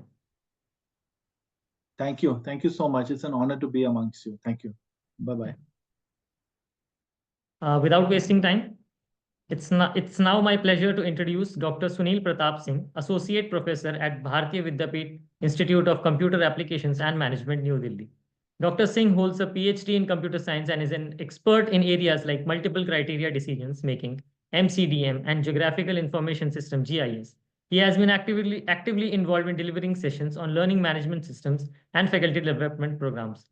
His extensive research is recognized in leading academic journals. Let's now hear from Dr. Sunil Pratap Singh. Over to you, sir. Thank you, sir, for the introduction. Just a minute, I am sharing my screen.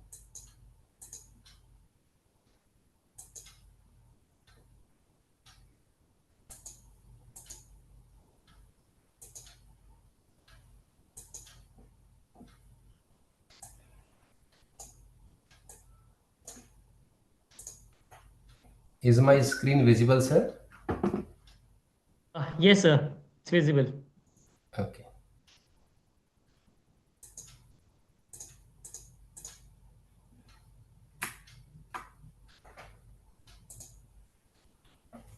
Good evening to all the participants of this ATAL online faculty development program on AI-driven pedagogy, enhancing teaching and learning experiences, being organized by Chandraprabhu Jain College of Higher Studies and School of Law, Narela, New Delhi. I am thankful to Chandraprabhu Jain College for providing me this opportunity to deliver a session on AI-based tools for students' assessment.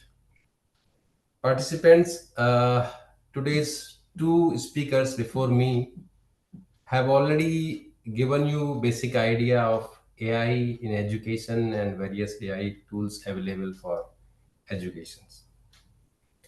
I welcome you all in this session on conducting quiz and assignments under the Moodle learning management system. I'm going to explore how the quiz, question bank, and assignment tool can help us in conducting quizzes, tests, and assessing the student's performance. It is a fully hands-on session where we will learn how we can prepare question banks and how we can set the quizzes and how we can set the assignments under Moodle learning management system, which is a very, very famous learning management system being used by most of the leading universities and colleges worldwide. If you have any question, please write in the chat box. I will try to take your questions toward the end of the session. So, being a hands-on session, I'm just giving you brief about the learning objectives of this session. We are going to learn 2-3 things. One is how we can create a question bank, and from that question bank the Moodle LMS will facilitate you to select random questions. If suppose 20 or 30 students are taking the exam, the quiz, Moodle with its AI feature will allow you to select random questions from the bank. Second thing, this Moodle will also facilitate you to create the questions based upon the AI facility. After that, we have the facility to create contents based upon the AI features also. We can create images also based upon the AI features. So in quiz, generally in Google based quiz, we generally have 2-3 types of questions, while Moodle is very rich in types of questions. We can have multiple choice question, we can have matching question, we can have short answer, long answer, numerical type questions. With a small demo, I will demonstrate to you how we can create questions, different type of questions. Clear? So I'm just taking you to a live site of Moodle. You can also access on your system live Moodle website. So in Google, you can search Moodle demo and you can see the second option here. Sir, is my screen visible now? Yes, sir, your screen is visible. Okay, thank you so much.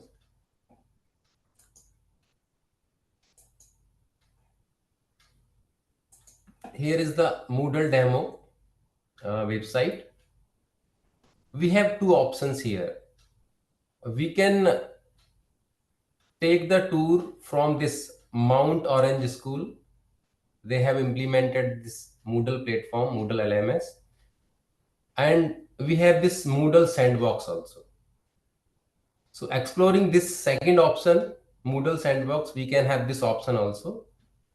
Moodle sandbox. Now you can see there are 4 types of users.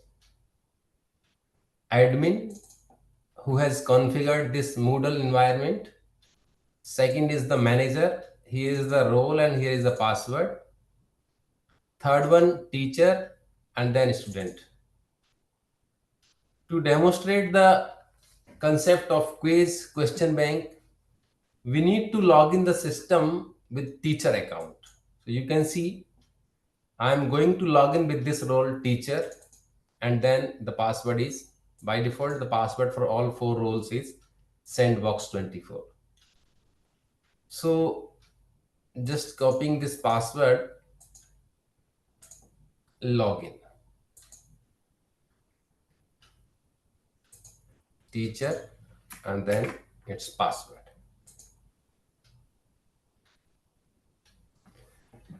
Now see, this is the dashboard. It is taking some time. Okay. So we need to go to the My Courses section. So being a teacher, I have these two courses, my first course and my second course. So this is just simple name, my first course. We can have the subject title here. For example, if I am a computer science teacher, I can write here data structure or the operating system. So the course manager or the course at the Moodle manager or the Moodle administrator has created two courses for me where I am enrolled as a teacher. So as a teacher, I can create contents in these two courses. I can add question bank in these two courses. I can create question bank. I can create quiz. I can assign assignments to the students. By default, the manager of this Moodle or the administrator has added me as a teacher. And just for the demonstration purpose, the manager or the administrator have added 2-3 students to each course to demonstrate the working of Moodle environments. So let's see, I am clicking on this my first course. Just a second.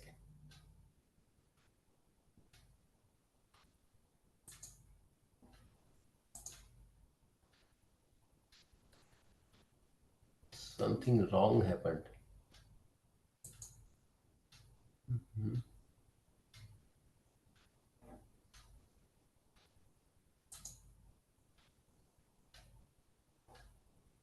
Just a second. Moodle demo.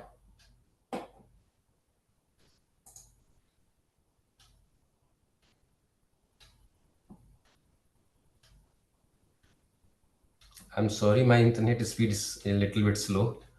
Just it is getting loaded.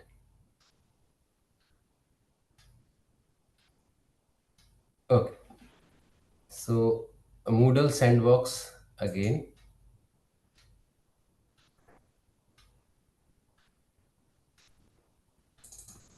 And I am already logged in with teacher role. Okay. And I'm enrolled in two courses with the role of teacher. Now see my second course. So on a course web page, we can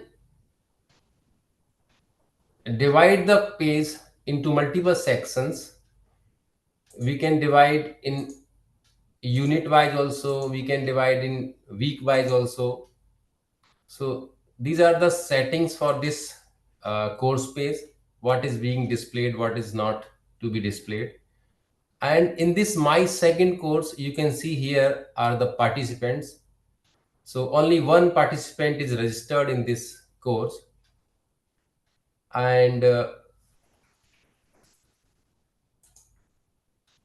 we need to create a question bank here in this course. And with that question bank, we will create a quiz that student will take. So being a teacher, in this my second course, I can edit the title also. So just let it be my second course, because I think this name is given by the Moodle administrator or the manager. We are going to create a question bank, right? So now we have this screen here. We are going to create question. There are two options to create question. We can manually create questions one by one. So here is the option, create a new question. Okay, so you can see how many types of questions are supported in Moodle. You can see calculated type of question, calculated multi-choice, calculated simple, drag and drop markers, and essay type of question, matching type of question, multiple choice question, numerical question, ordering questions. So for simplicity, I am just going to consider to add one question of type multiple choice. Okay, just here is the question name. We can have Q1 like that. And in this question text box, we can write the question. So for example,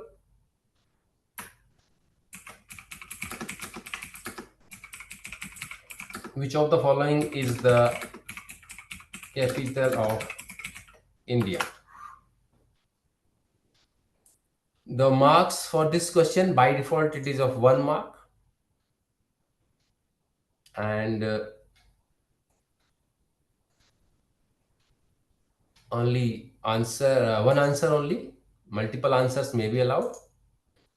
Number of choices, we can write ABC or small ABC 1, 2, 3. Let it be by default. Now, choice 1. So, the city name is Noida. And it is Delhi here. Gurugram.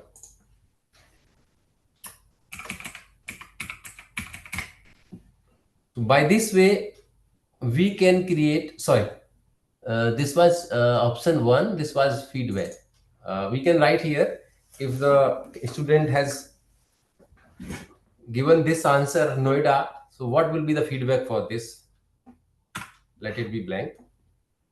Grade, if the student choose Noida as the capital of India, so will you give the marks for this answer or no? So I am just marking none.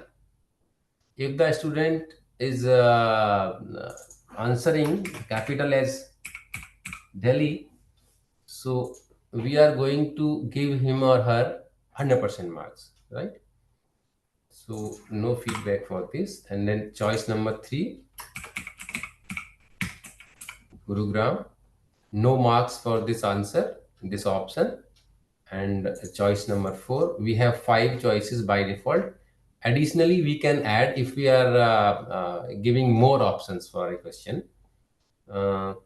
Choice 4, it may be Agra.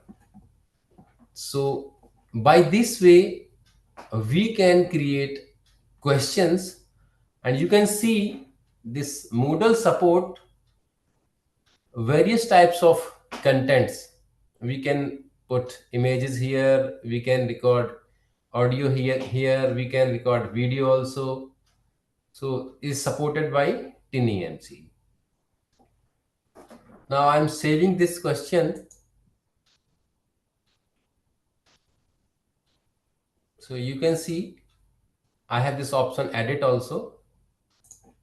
If something wrong, you can edit the question. Okay, so I'm saving this.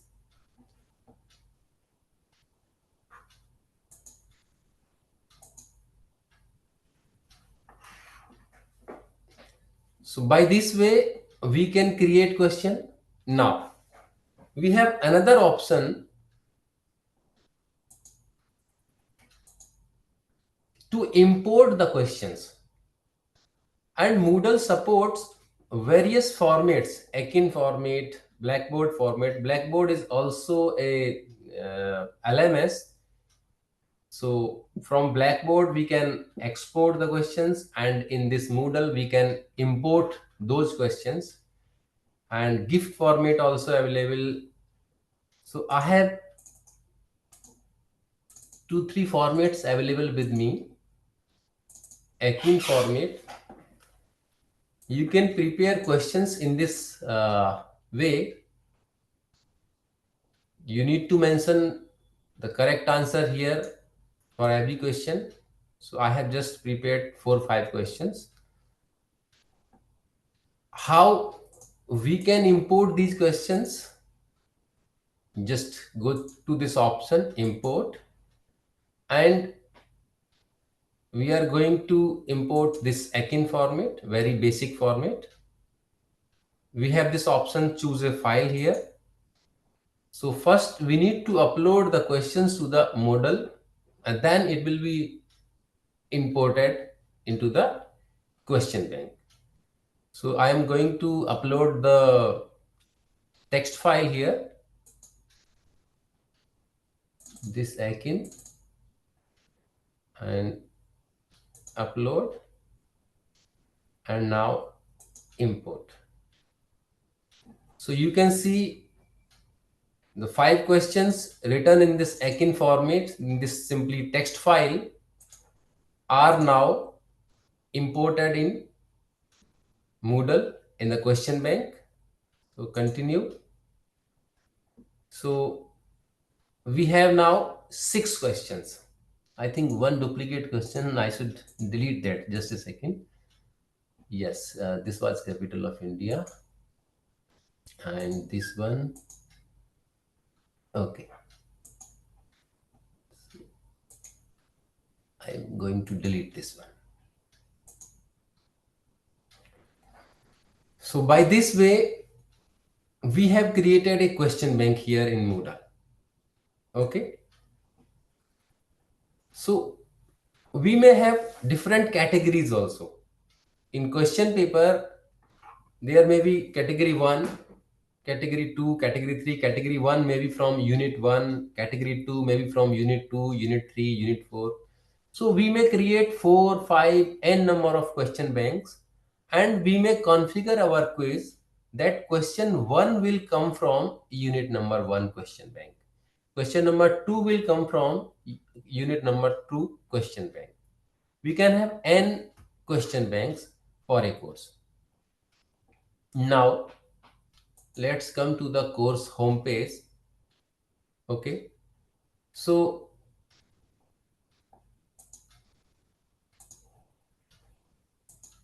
my courses.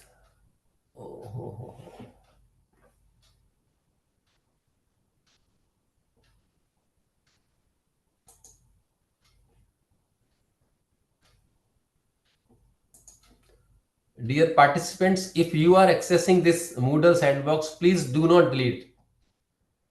Please do not delete my course. Actually, this is open to all. Anybody can delete or anybody can create. And the session is for 1 hour. I hope somebody has deleted my question bank. Okay, please do not delete this. Just learn how we can go through. Just a second.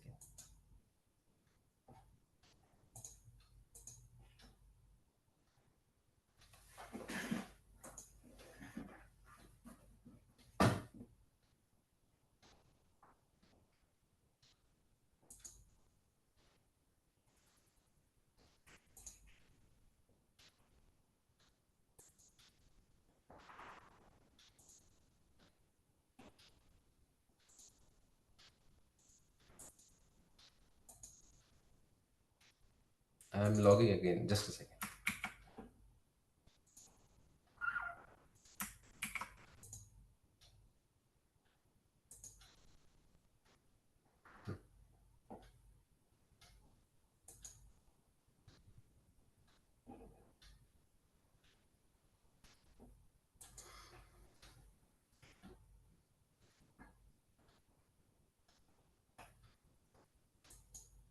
I hope my screen is visible to all now. Please confirm. Yes, sir, you are visible. Yes, just a second. Some editing rights are gone, I think. Just I'm exploring.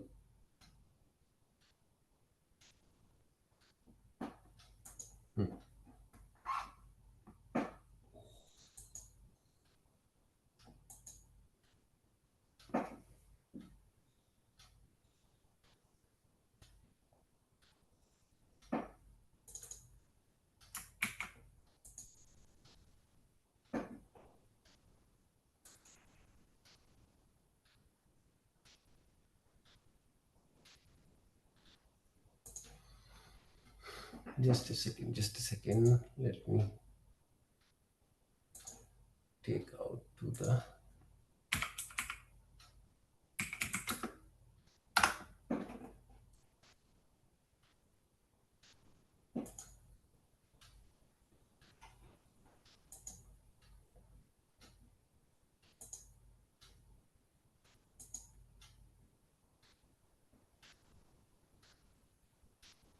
teacher.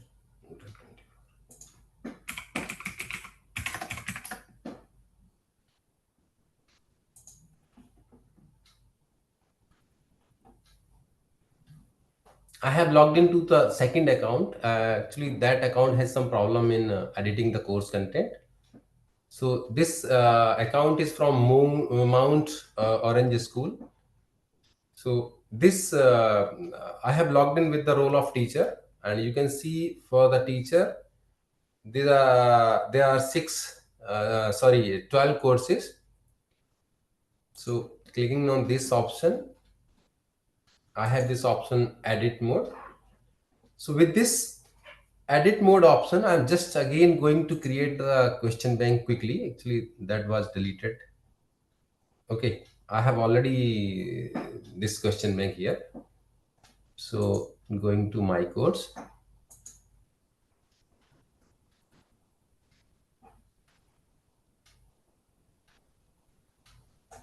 Now see, for any course,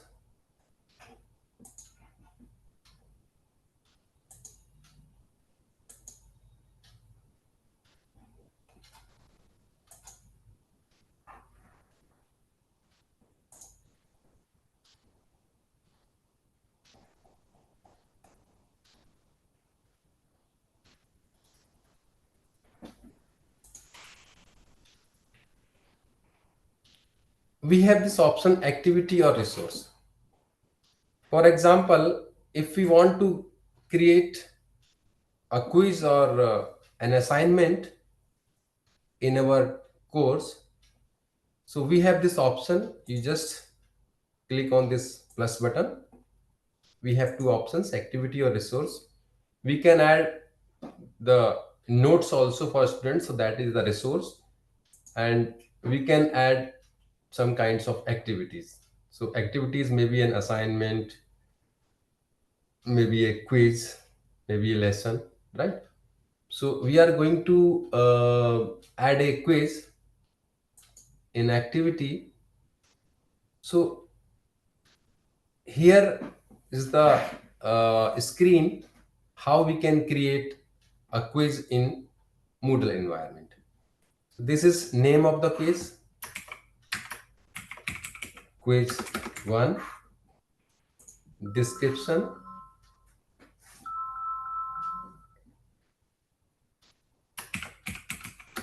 this is demo of quiz. So here is the option display description on the course page. So we are going to add this quiz on Moodle and Mount Steering course page. So this, by clicking on this option, this just a second.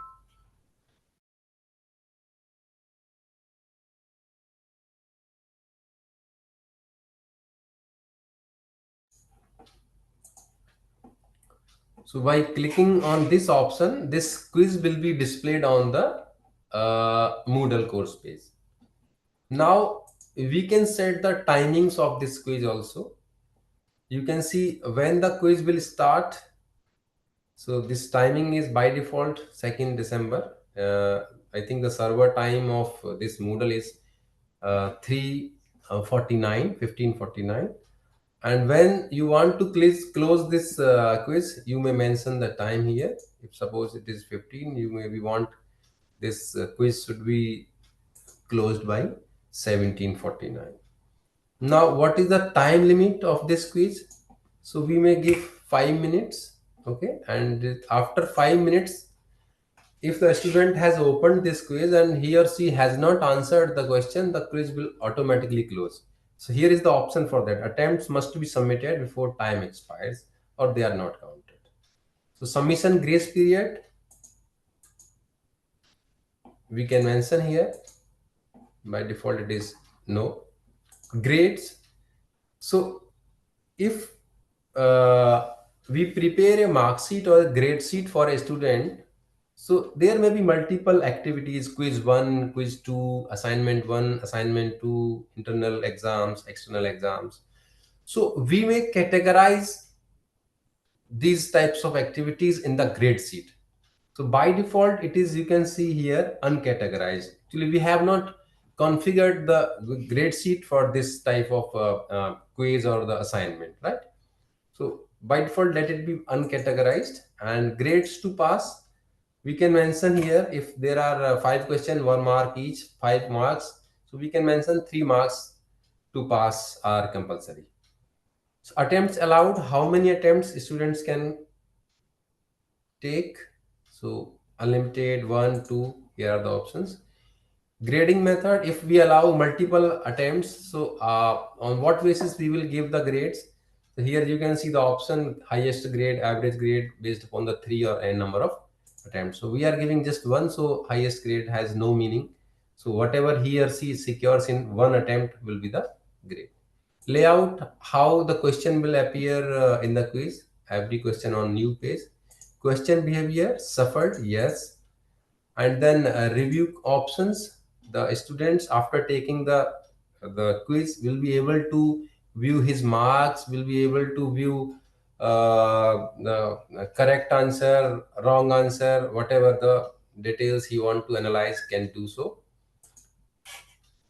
Appearance, this section is for proctor test. If invigilator is there in the room, then in the browser the students should log in with his ID password, and then the photo of a student should be displayed. So with this option you can see small image, large image, student need to upload. Okay, so by default it is no image. Now this is an AI based option here, safe exam browser. Actually, it needs some time also, and some configuration also. If you click this yes, then if a student takes the test, the quiz in this Moodle environment, then he needs to download a safe exam browser, with which he or she will not be able to open any unauthorized or any tab. So this is very, very important, very good feature of this Moodle based quiz. The student will not be able to open any tab in the quiz window. So by default it is no. Actually, this is a very big task. It will take at least 1 to 2 hours to explore, to configure this option. So I'm just going to explore the main part only without enabling this option. Now, extra restrictions or attempt, we can set password again. Although the student will take the quiz after login and after login with the user ID and password, we can add one more restriction here by setting the password. So before starting the quiz, the student need to give the password. Here is the overall feedback. What if the student secure 100%? So we can write here excellent. And what if he secure 50%? We can write satisfactory. So we can give 3 more feedback fields here. Common module setting, availability, this quiz will be available on the course page. And forced language, by default it is English. Restrict access, we can restrict students here, since this is an LMS. So we can set the student who didn't submitted the assignment 1 cannot take this test. So such type of restriction can be set here. Now, completion condition. So for example, we can have another quiz also. So we can set the constraint for that second quiz or second assignment, that the student who has completed quiz number 1 can only take to quiz number 2, can attempt quiz number 2, or can attempt assignment number 2. So this option is for that purpose. Now tags, if you want to give, by default it is not required, just for category purpose, you can give this. So just actually we are just we have just 3 minutes to bind to save this.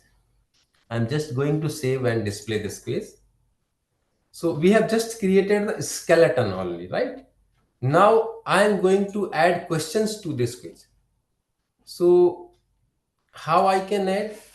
I can add directly. I can add the questions from the question bank.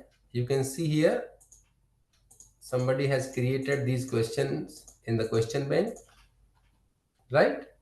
So I have created. Now we have this facility of a random question. If you can see here, as I told you just 5-10 minutes before, we can have n number of question banks, and if suppose there are 10 questions and there are 10 question banks, we can map one question from one question bank. So there are 10 questions in the question bank. One student will get X question, by student will get by question. So this is very good AI based feature of this Moodle environment. So different students will have different questions. So saving this, we have 5, 7, 8 questions, I think. So this is how we can create question banks, and we can have questions in Moodle. We have this option also, shuffle the questions and shuffle the answers also. So I'm going to save this. Now with the role of teacher, we have created this, and as per the demo website, this quiz will be erased in next 1-2 minutes.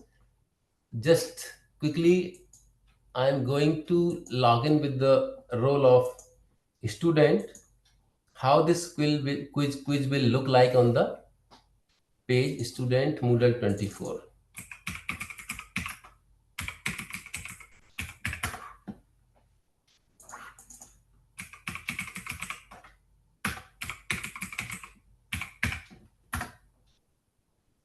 Just a second.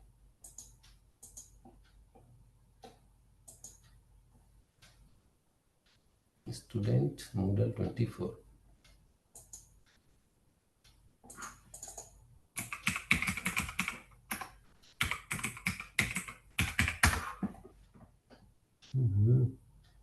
What happened with this? Oh, Moodle 24.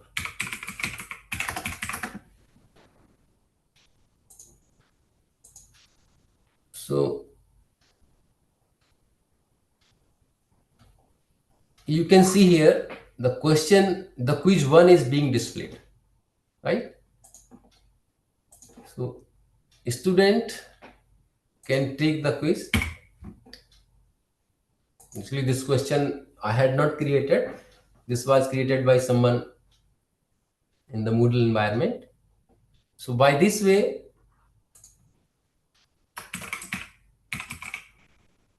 students can take the quiz,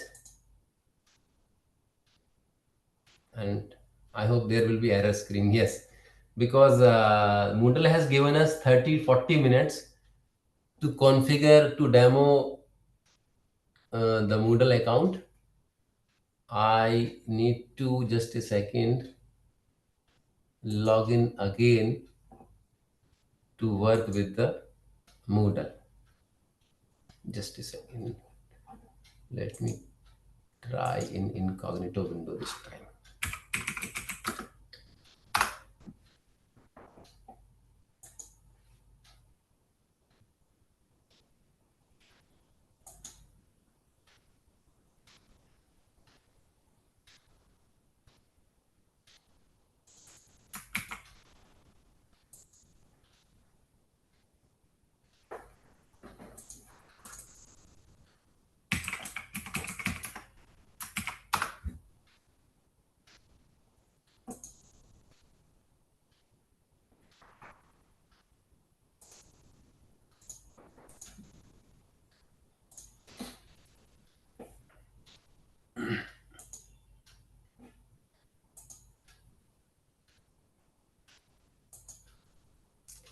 Dear participants, I hope this is clear to all how we can create question banks, how we can create quiz in Moodle. Is there any doubt? Please let me know so I can clear right now.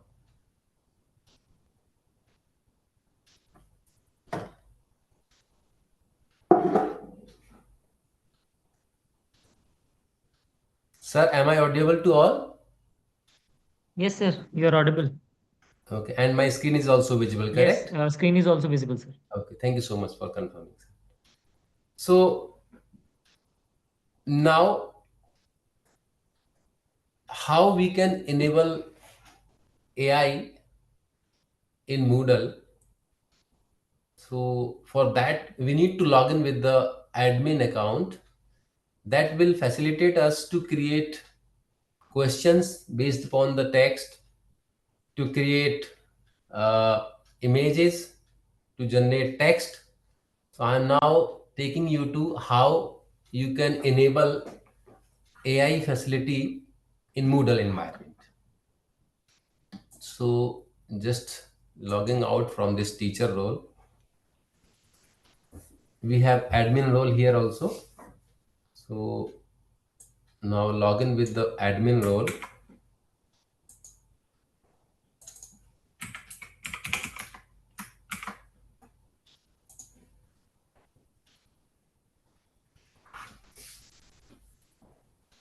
Please see this one. Now we need to visit this site administration option.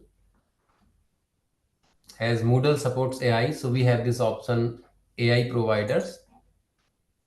At present, it supports Azure AI API, and now second one is OpenAI. So for this purpose, you need to have API key from OpenAI that you can log into OpenAI account and may create your API key. I have created this key, very long character string.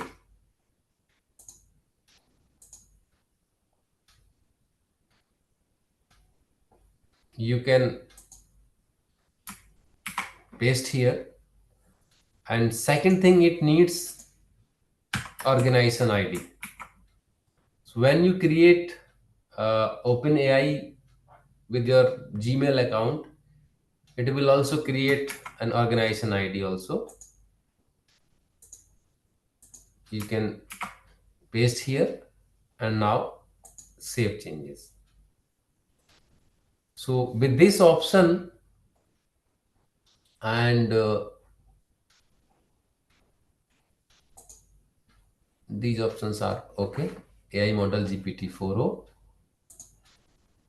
and for generate image also we have this model Dell E3, and summarize text we have this GPT-4o.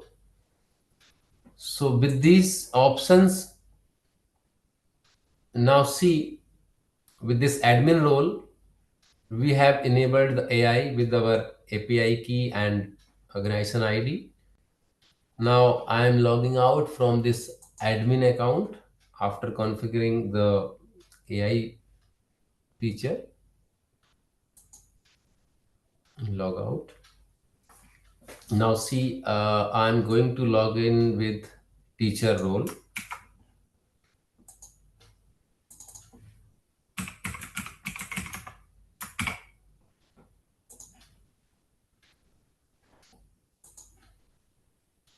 And these are my two courses. My first course,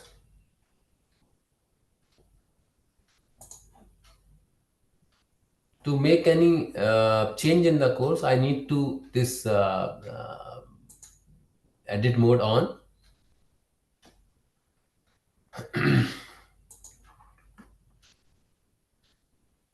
We have these options for every course. Now, for example, I'm just a second. For example, now I am going to in general section, and these are 5.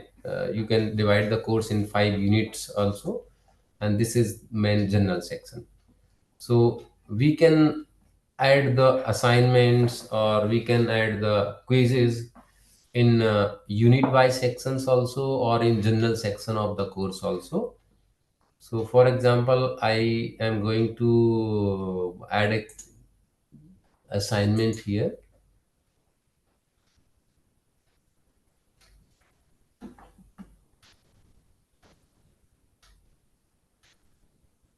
Just a second.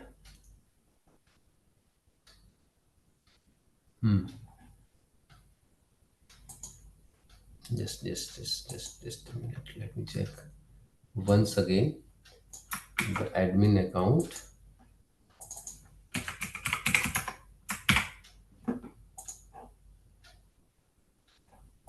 Okay. Okay.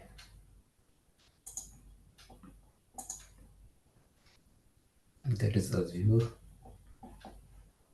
and AI placements. I need to make it enabled. AI providers.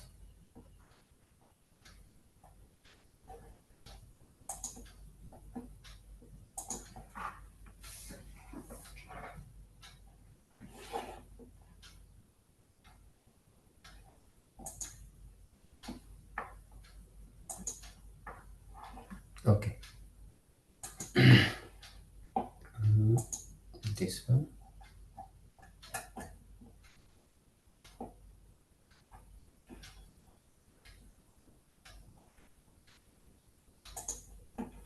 Okay.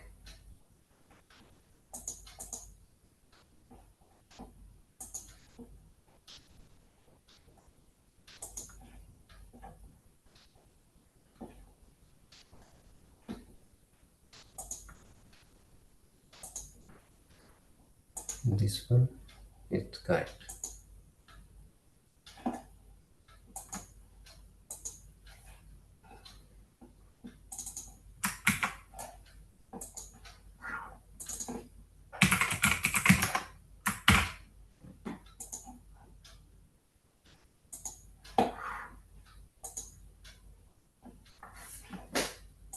Making this edit mode on.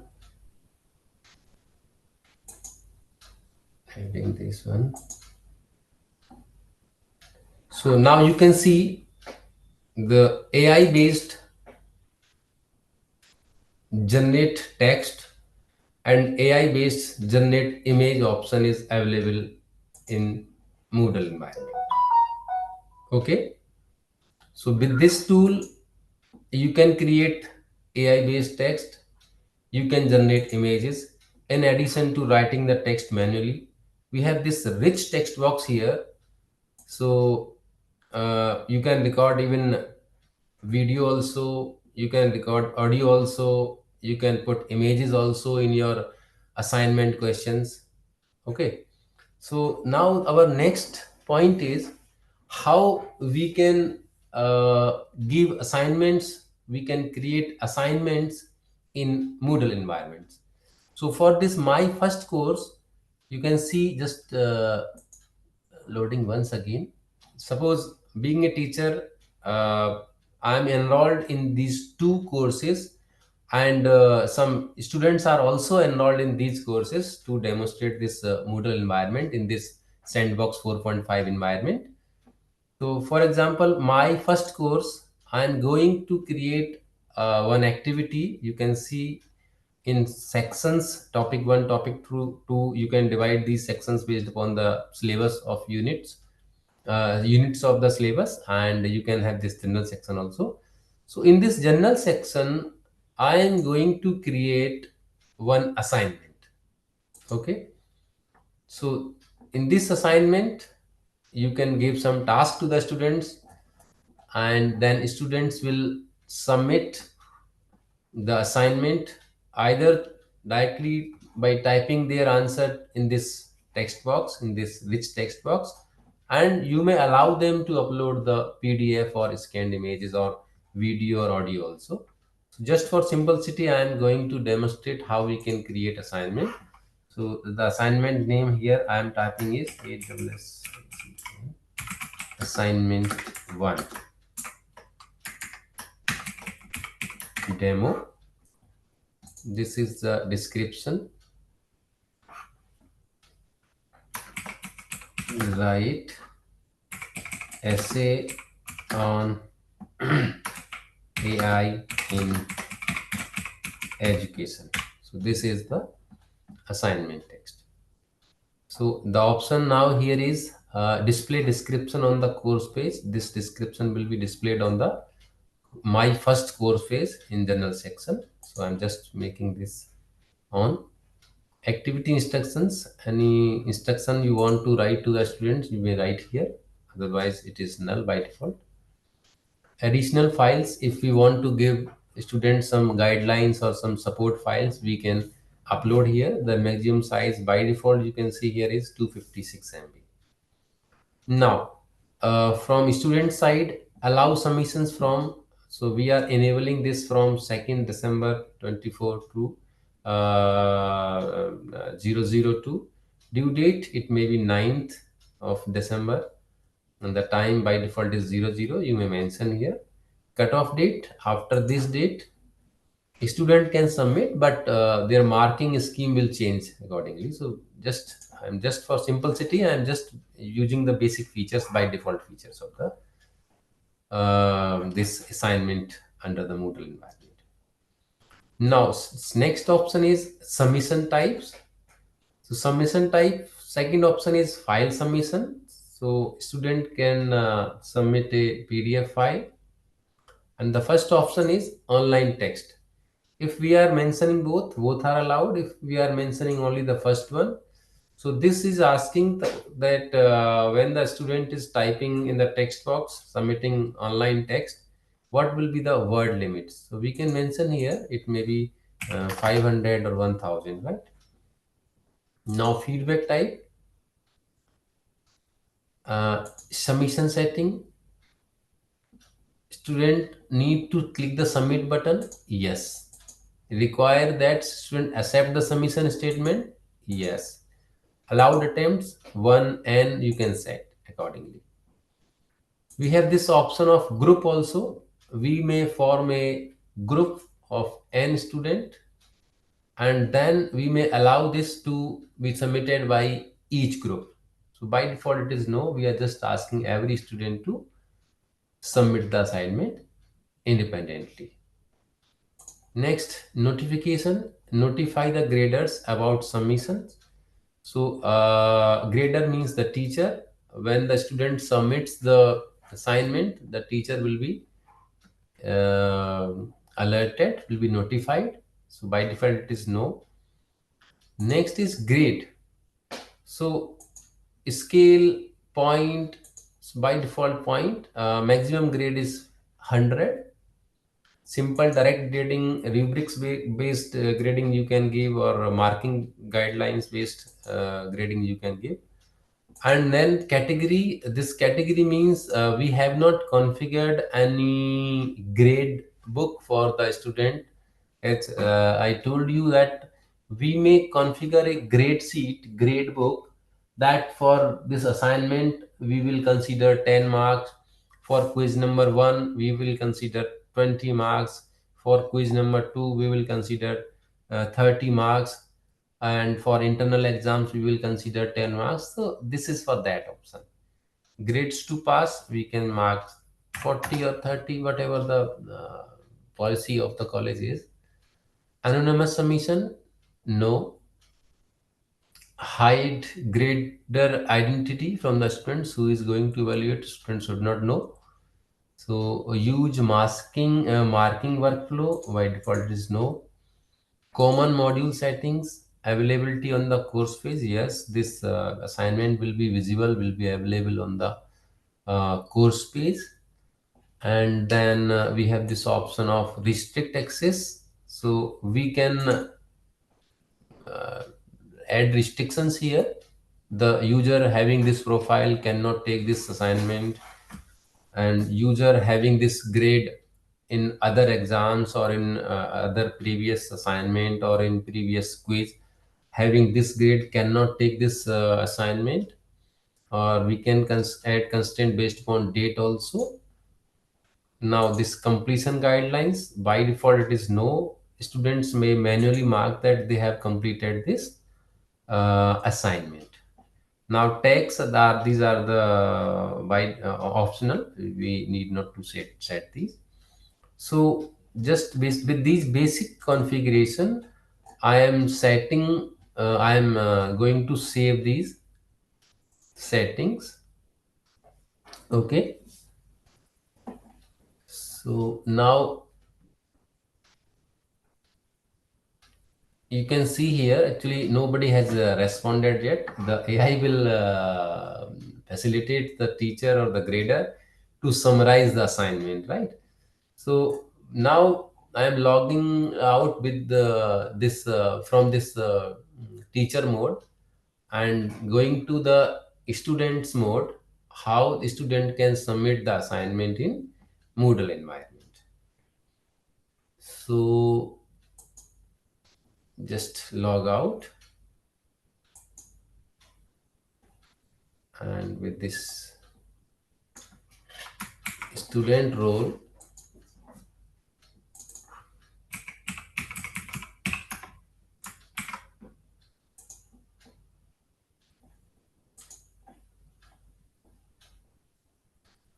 in this my first course, you can see here I had created the assignment in this my first course,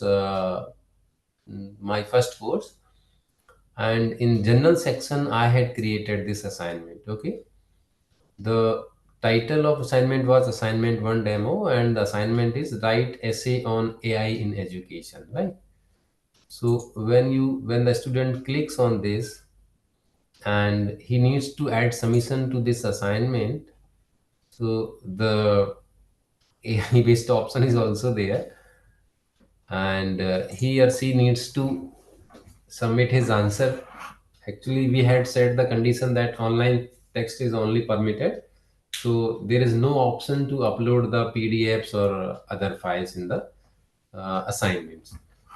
So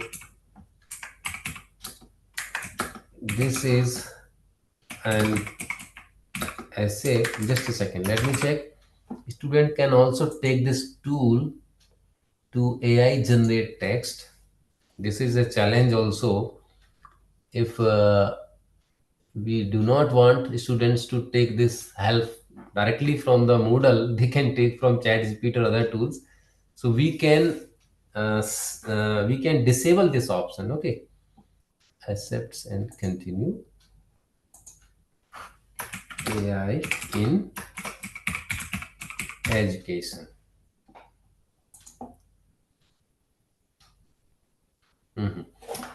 So just ignoring this option, this is giving some type of error, but this feature works.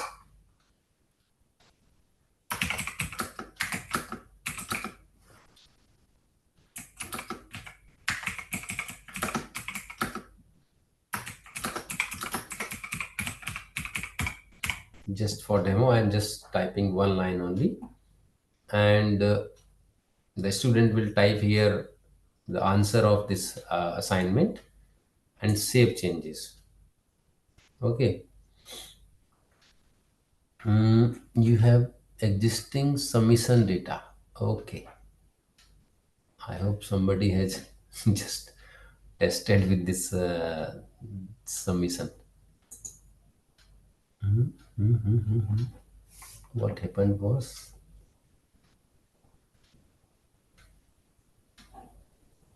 you have existing submission data, please leave this page and try again. Okay, I'm just log out, and we'll try again. Just a minute. Actually, this sandbox is open to all, so somebody from backend may be deleting or maybe adding the text or data. So this is a challenge for me to give you a real demo.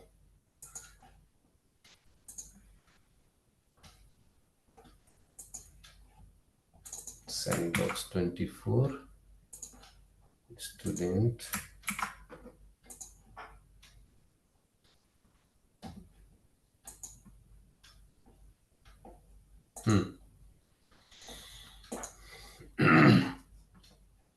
Already answered by a student, I think.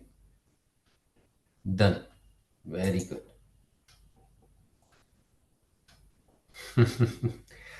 Maybe from our participants, somebody has answered this question. Okay. So I hope this is clear how students can take assignments. Now let's see how the grader will see this assignment. The teacher will see and will give the grades to the student. I'm sure one of our participants are doing this. So this is good. They are also doing live practice. So log in with teacher.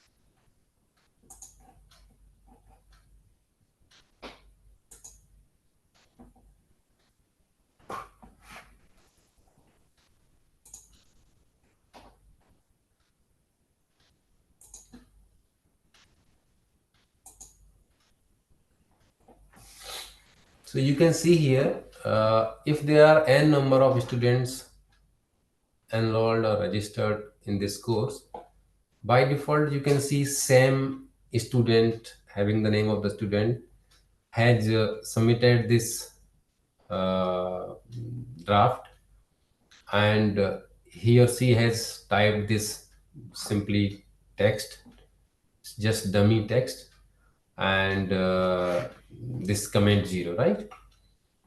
So no grade has been awarded. Now just mentioning this as submitted and download submissions in folder.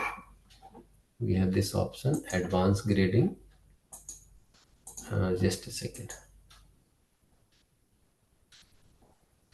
Submissions, assignment. With this option, we can grade. Okay.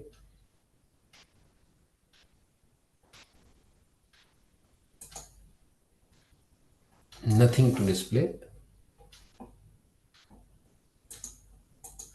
Submitted. Requires grading. Okay. I hope somebody is prevent. Just a second.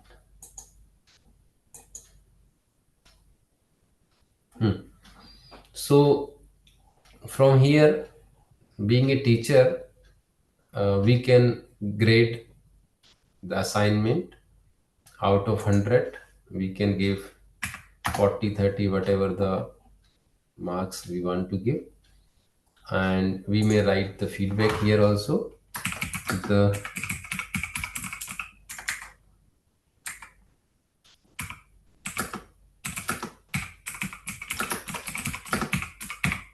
Thank you.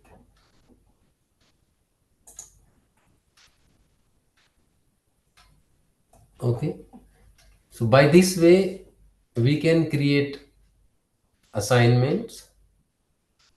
Students can submit assignments, and with the role of teacher we can grade the assignments. So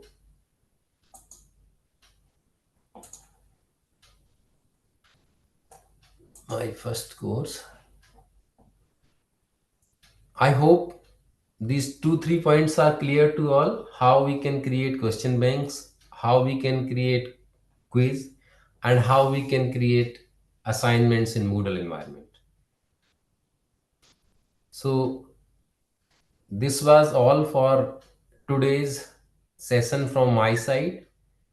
If you have any question, doubt, you may please ask. Thank you so much. Participants, you are allowed to unmute yourselves, and if you have any queries or any questions, you can ask.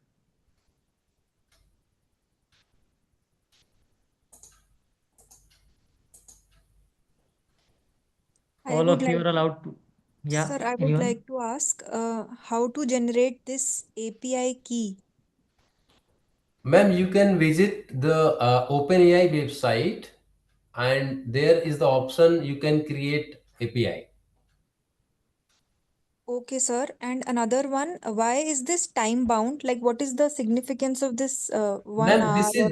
this is just demo, madam. This is just demo. If suppose hundreds or thousands of users will access this without paying any fee to the Moodle, so they are just giving access for 1 hour, 30 minutes, 40 minutes, just for demo purpose. If you configure Moodle for your college, there are two options. You may configure a server with this Moodle platform. Actually, Moodle is an open source LMS. It is PHP based software. You can install in your server also. And second option is that you can take services from the cloud provider, cloud hosting provider. Okay, so does that mean that this is sort of some paid platform? Yes, We just ma'am. need Yes, yes. Okay. If you actually software itself is free. If you have a computer server in your college or in your university, you can Okay. configure it just free of cost. And if you do not have any server, so to take services from the service provider, you need to purchase it from the service provider. Right, sir. Thank you so much. Okay, ma'am.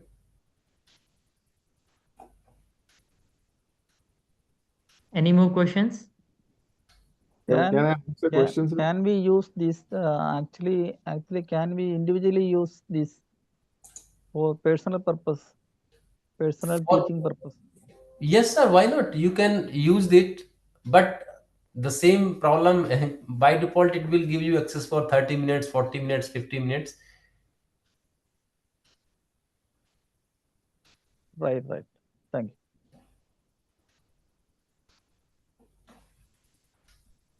Hello. Good evening, sir. Yes, ma'am. Good evening. Thank you for the wonderful session, sir. Thank you, Actually, ma'am. I am having a doubt related to importing questions. As you said, if we import a set of questions for topic 1 means, it will reflect under the topic 2 also, sir. Sorry, ma'am. Could you please repeat the question? Sir, as you said earlier, if we upload a set of question or import a question under the topic 1, the set of questions will show only under the topic 1 category, or will it show under the topic 2 or topic 3 also, sir? Ma'am, if suppose you have a course X, and in X course there may be 5 units of syllabus. Okay. So accordingly, you can create 5 question banks. First question bank from first unit, second question bank from second unit. So you need not to upload the question bank duplicate. For each unit, you need to have a set of question bank, and then you can upload or you can import that in category 1, category 2, category 3. Okay, so that means that particular set of questions will be displayed under the particular section. Yes, Is it ma'am. right, sir? Yes, correct. Thank you. Okay, sir. Okay, sir. Thank you, sir. Hello, sir. Yes, Hello. ma'am. Can we design the course which using this model, which help of this model? Can we Sure, design ma'am. our own course?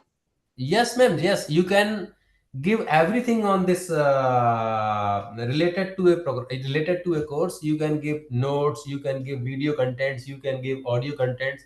This I was just exploring the sample. I think was my first course, so you can fully present all the course related contents on the Moodle platform.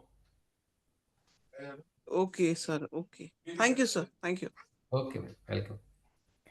So is it paid or completely free to use? Madam, this Moodle is completely free, open source. Even you will get the PHP code. If you want to make some changes, you can do at your level. For that, you need to have your own server computer. you need to install, configure on your server computer. It is completely free. If you do not have this computing facility in your college or the server facility, then you need to take the services from the service provider, and they may charge you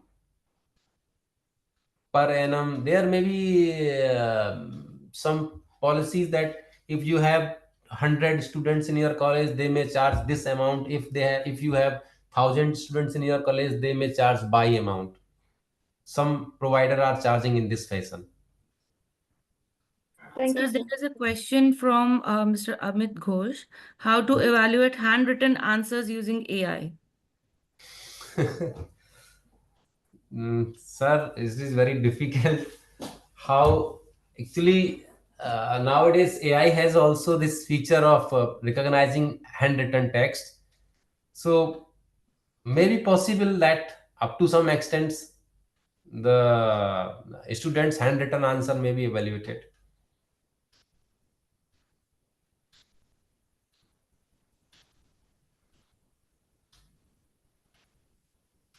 Any more questions? Sir, can I ask one question? Sure, sure. Cheers. Sir, very nice presentation. My question is, there are various courses given by foreign universities in US and Europe and other places. They offer online courses. So is Moodle their platform on which they are doing, or there are other platforms Yes, available? Moodle is very popular, sir. There are two, three. One is Blackboard. That is also a very famous learning management system. One is Moodle. Moodle is very famous in India. Maximum universities are using Moodle. Actually, just one reason is it is free, and the Blackboard, which I am telling you, is I think very you can say expensive software. The foreign universities are using Blackboard, and in India, maximum universities are or colleges are using this Moodle, sir.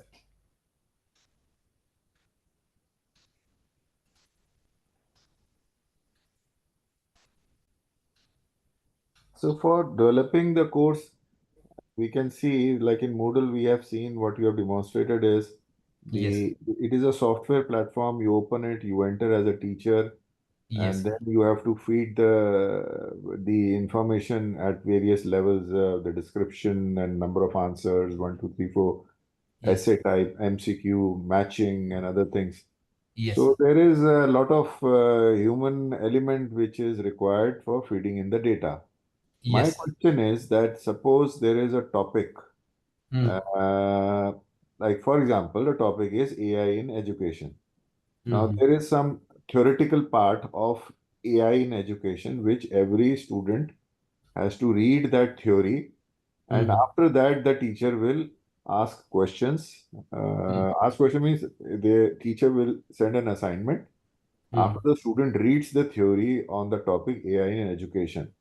So my question is that AI itself should generate questions, and rather than me typing in the description box and doing all those things. Once I give it means that the entire chapter is known to the AI, and AI should generate questions, and I should see those questions and approve or disapprove, approve and disapprove. So I get 20 questions for student A, another 20 questions for student B, and like that 50 students or 50 different type of questions, so that question is not repeated. And the student assessment will also be done by the AI tool, and I know which student is the topper, who is the second topper, and who is doing very well, and who has failed. So, can you please educate us on this? Yes, sir. Sure. Actually, for if there are 10 students in the class and you want the questions should not be repeated to students, so for that purpose, we have this facility of question bank. We can create 10 question banks, and we will create a quiz number one, and from that quiz number one, we will retrieve the questions from bank number one. We have quiz 2. From that, for that purpose, we will retrieve the questions from question bank number 2. So by this way, So that different means students will get the different system, questions. the AI will select. I give a question bank of say 100 questions. Yes. And there are 10 students, so 10 questions for 10 students, that means 100. So AI will automatically select 10 questions for each student separately. Actually, I have not explored this facility in Moodle, but the first question you asked was ki I will just give a topic, the AI in education. AI will create the question. Yes, this facility is available in Moodle. Actually, in my system, there was an error. You just give the topic, AI will create the questions. Now it depends upon you whether you want to keep those questions in the quiz or not. Okay. This facility is available, sir. So, sir, now if that facility is available, then sometimes what happens is I'm just deviating from this talk which I'm saying.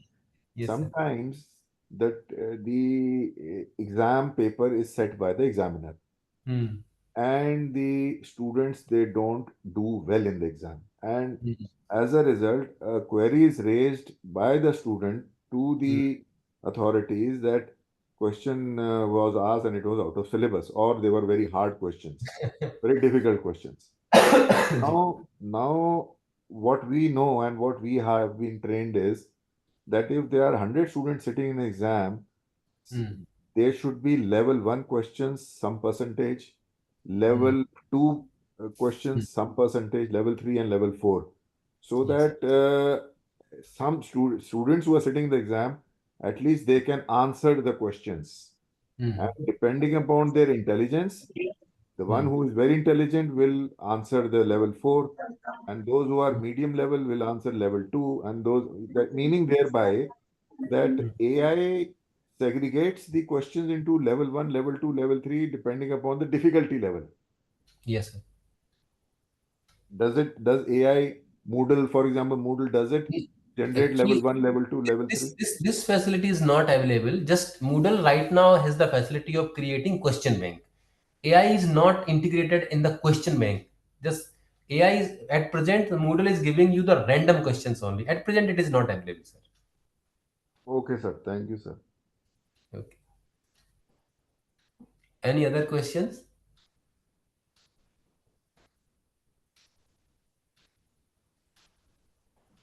Is there any other questions from any participant? What is the chance that in practical life we see that the question paper is leaked? Like, for example, give you an example, a neat paper of so and so year was leaked and there were a lot of hue and cry last year. Yes. Now, how is this leak proof, or what I mean to say is it totally well protected and there should be no leakage or things like that? In online environment, sir, we have the facility of safe exam browser. So leak proof को तो मैं नहीं कहूंगा, वो तो आप video पीछे आगे बिठा के बच्चे क्या क्या खुराफात करते हैं, बट अगर ये कुछ लीक प्रूफ बनाना है तो एक फैसिलिटी है हमारे पास कि students can not open the tab, can not explore the AI tab और can not search on Google. This facility Moodle has, sir. Okay, sir. Sir, for my information, is Moodle or something of this platform is used for civil services, which is considered to be the top exam of the country? Is it being used there? Just for general information. For conducting exams or for just for course purpose, sir? Sir, for exam, civil services, UPSC exam. Civil में मुझे नहीं लगता वो लोग use कर रहे हैं sir, वो तो अपना अभी हैंड रिटन ही एग्जाम चला रहा है. Okay, sir. Thank you. Okay, welcome, sir. Anyone else? Sunil sir, good evening. Just I have to ask how LMS is different from the ERP, and ERP have a huge cost. So can we, as Moodle is free, so can we use it or replace ERP by it? Ma'am, ERP, this Moodle is just only for the academic purpose. Up the students admission, students fee, staff salary, all these things are being managed by the ERP, while Moodle only manages the quiz, assignment, marks, this one only. and the notes to be provided by the teacher to the students. So this is only for the teaching learning purpose, and the ERP is for managing entire organization. If you are taking leave, casual leave, sick leave, short leave, everything is being recorded, being managed, being monitored through ERP. So ERP is different thing. In ERP, students leave, staff salary, students admission, staff recruitment, everything is managed. While in learning management system, only the teaching learning facilities are available. Okay, but most of cases ERP is not supported by the AI, is it? मैं ये नहीं कह सकता हूँ अब कौन सी ERP ली है। आजकल बड़ी बड़ी ओरेकल की ईआरपी हैं, माइक्रोसॉफ्ट की ईआरपी हैं, तो डेफिनेटली एआई वहां पर भी होगा। Okay. Thanks, sir. Okay, welcome. Sir, a very small question just to make people happy. Yes, sir, sir. ये जो टीवी शोज होते हैं जैसे केबीसी कौन बनेगा करोड़पति, जी, इसके अंदर जो क्वेश्चंस आते हैं और लेवल ऑफ डिफिकल्टी बढ़ती रहती है उसमें, इतने आंसर्स आते हैं, हेल्पलाइन है, ये सब चीजें हैं, क्या ये भी यूज कर रहे हैं एआई प्लेटफॉर्म? ये सर इसके लिए कोई जरूरी नहीं है। हम और आप एक level wise, category wise question तैयार कर सकते हैं, 10, 15, 20 कैटेगरी के। तो इसमें कोई खास एआई नहीं है। आप एक स्टेप 1 से स्टार्ट कीजिए, step 2, step 4, step 5, this is automatic process कि पहला क्वेश्चन आसान आएगा, दूसरा थोड़ा से डिफिकल्टी लेवल पे आएगा। इसमें मुझे कहीं एआई नहीं लगता सर। ओके, हाँ, मुझे भी ये लगता है कि इसमें एआई नहीं है, दे आर ऑलरेडी हाँ, उन्होंने सेट ऐसे कर रखा है, बस एक सेट कर रखा है। बस। जी, thank you sir. Okay sir, okay, welcome.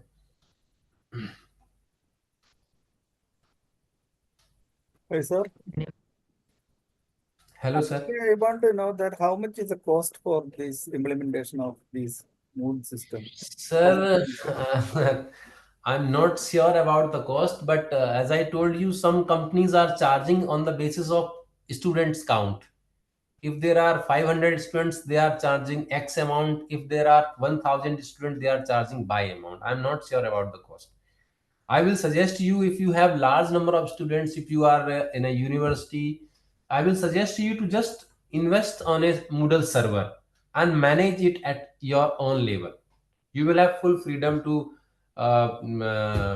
extend the number of students, staff members, whatever you want to do.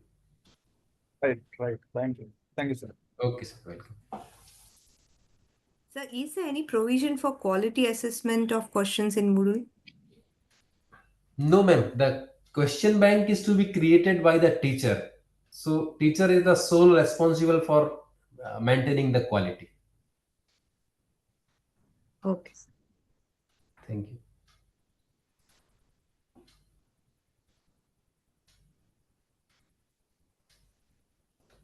Anyone else? If any participant wants to ask any questions, you can unmute yourself and you can ask.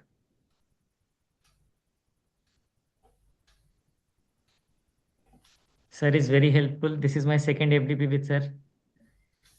Thank you, sir. Sir, I myself have one simple question, that is there any mechanism to check the plagiarism in the answers filled by the student? No, ma'am. No. Okay. Thank you, sir. Okay, ma'am. Thank you. One question is there. Yes. I am developing a few courses, medicine related courses. Yes. And it is in my agenda in my work profile. So obviously I do it manually, and very soon I will be shifting to AI mode also. So that is the reason of mainly joining this faculty development program. I'm absolutely new to this entire process, but I wish to gain mastery on this so that, in the years to come, it will be in my armamentarium. Can I get some mentoring and some tutoring in developing my skills? एक मेरा session अभी और है sir इसी FDP में. Then we will discuss how to start a course in Moodle environment, how to enrol students, how to enrol teachers. Hopefully वो आपके काम आए if you are going to implement some kind of LMS. Yes, sir. That will be wonderful. बिल्कुल. Thank you, sir. Thank अभी you. आज थोड़ा सा हमारा ये असेसमेंट टूल रहा. नेक्स्ट में हम ये थोड़ा सा इसके बैकग्राउंड का कि कैसे एलएमएस हम लोग कोर्स सेट करें. जैसे मैंने देखा my first course, my second course by default आ रहा था. How these courses are configured in Moodle, how students are enrolled, how teachers are enrolled, how contents are uploaded. इस पे हम बात करेंगे एक अगली सेशन में.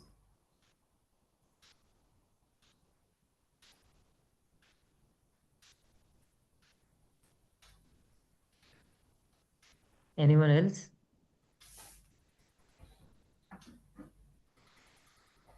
Okay. So on behalf of CPJ School of Law, I would like to extend a heartfelt thanks for your contribution in this 1 week faculty development program, sir, on AI-driven pedagogy, enhancing teaching and learning experiences. Your session was insightful and thought-provoking. Your research and expertise have greatly enriched our academic experience for all our participants. Thank you so much, sir. Thank you once again. Thank you, CPJ, for providing me this opportunity to deliver the session. Thank you all. Thank you, sir. So as we come to the end of the first session, I want to extend a heartfelt thank you to each of you for your active participation in today's sessions of the AICTE Training and Learning ATAL Academy sponsored online FDP. Your engagement and thoughtful contribution have truly made this session a success. We hope that the insights shared today have sparked new ideas and encouraged you to explore the potential of AI-driven pedagogy in your teaching practices. We encourage you to continue participating actively, share your ideas, and learn from one another as we move forward through the rest of the program. Once again, thank you for your commitment to professional development, for being a part of valuable experiences. We look forward to seeing you in the upcoming sessions. Thank you so much. We'll be sharing the feedback link in the group. You can ask for your any queries. You can just put a message in the group. We will respond to your all queries. Thank you so much. Thank you once again. Sir, I'm having one query. Yeah. Sir, whether there is any WhatsApp group is there? Yes, there is a WhatsApp group. I think you are not added in that group. You just share your number in this chat box. I'll add you in the group right now. Okay, sir. I'm just sharing. If any participant is not added in the WhatsApp group, you can share your number in this chat box. We'll add you soon. ಈಜಿಪುರದಿಂದ ನೀವು ಬಂದ್ರೆ Sony signal ಇಂದ ಲೆಫ್ಟ್ಗೆ. I'm repeating that if any participant is not added in the WhatsApp group, he or she may mention your.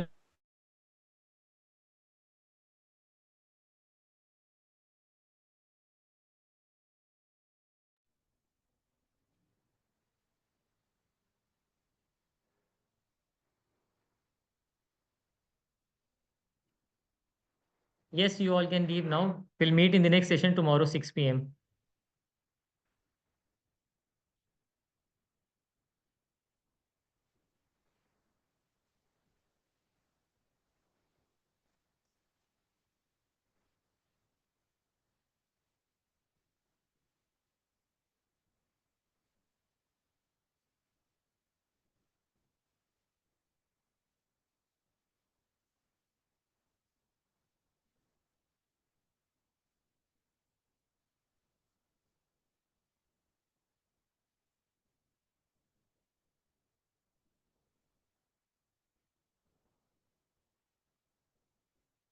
Ma'am, shall we end this session? Definitely, sir, we can.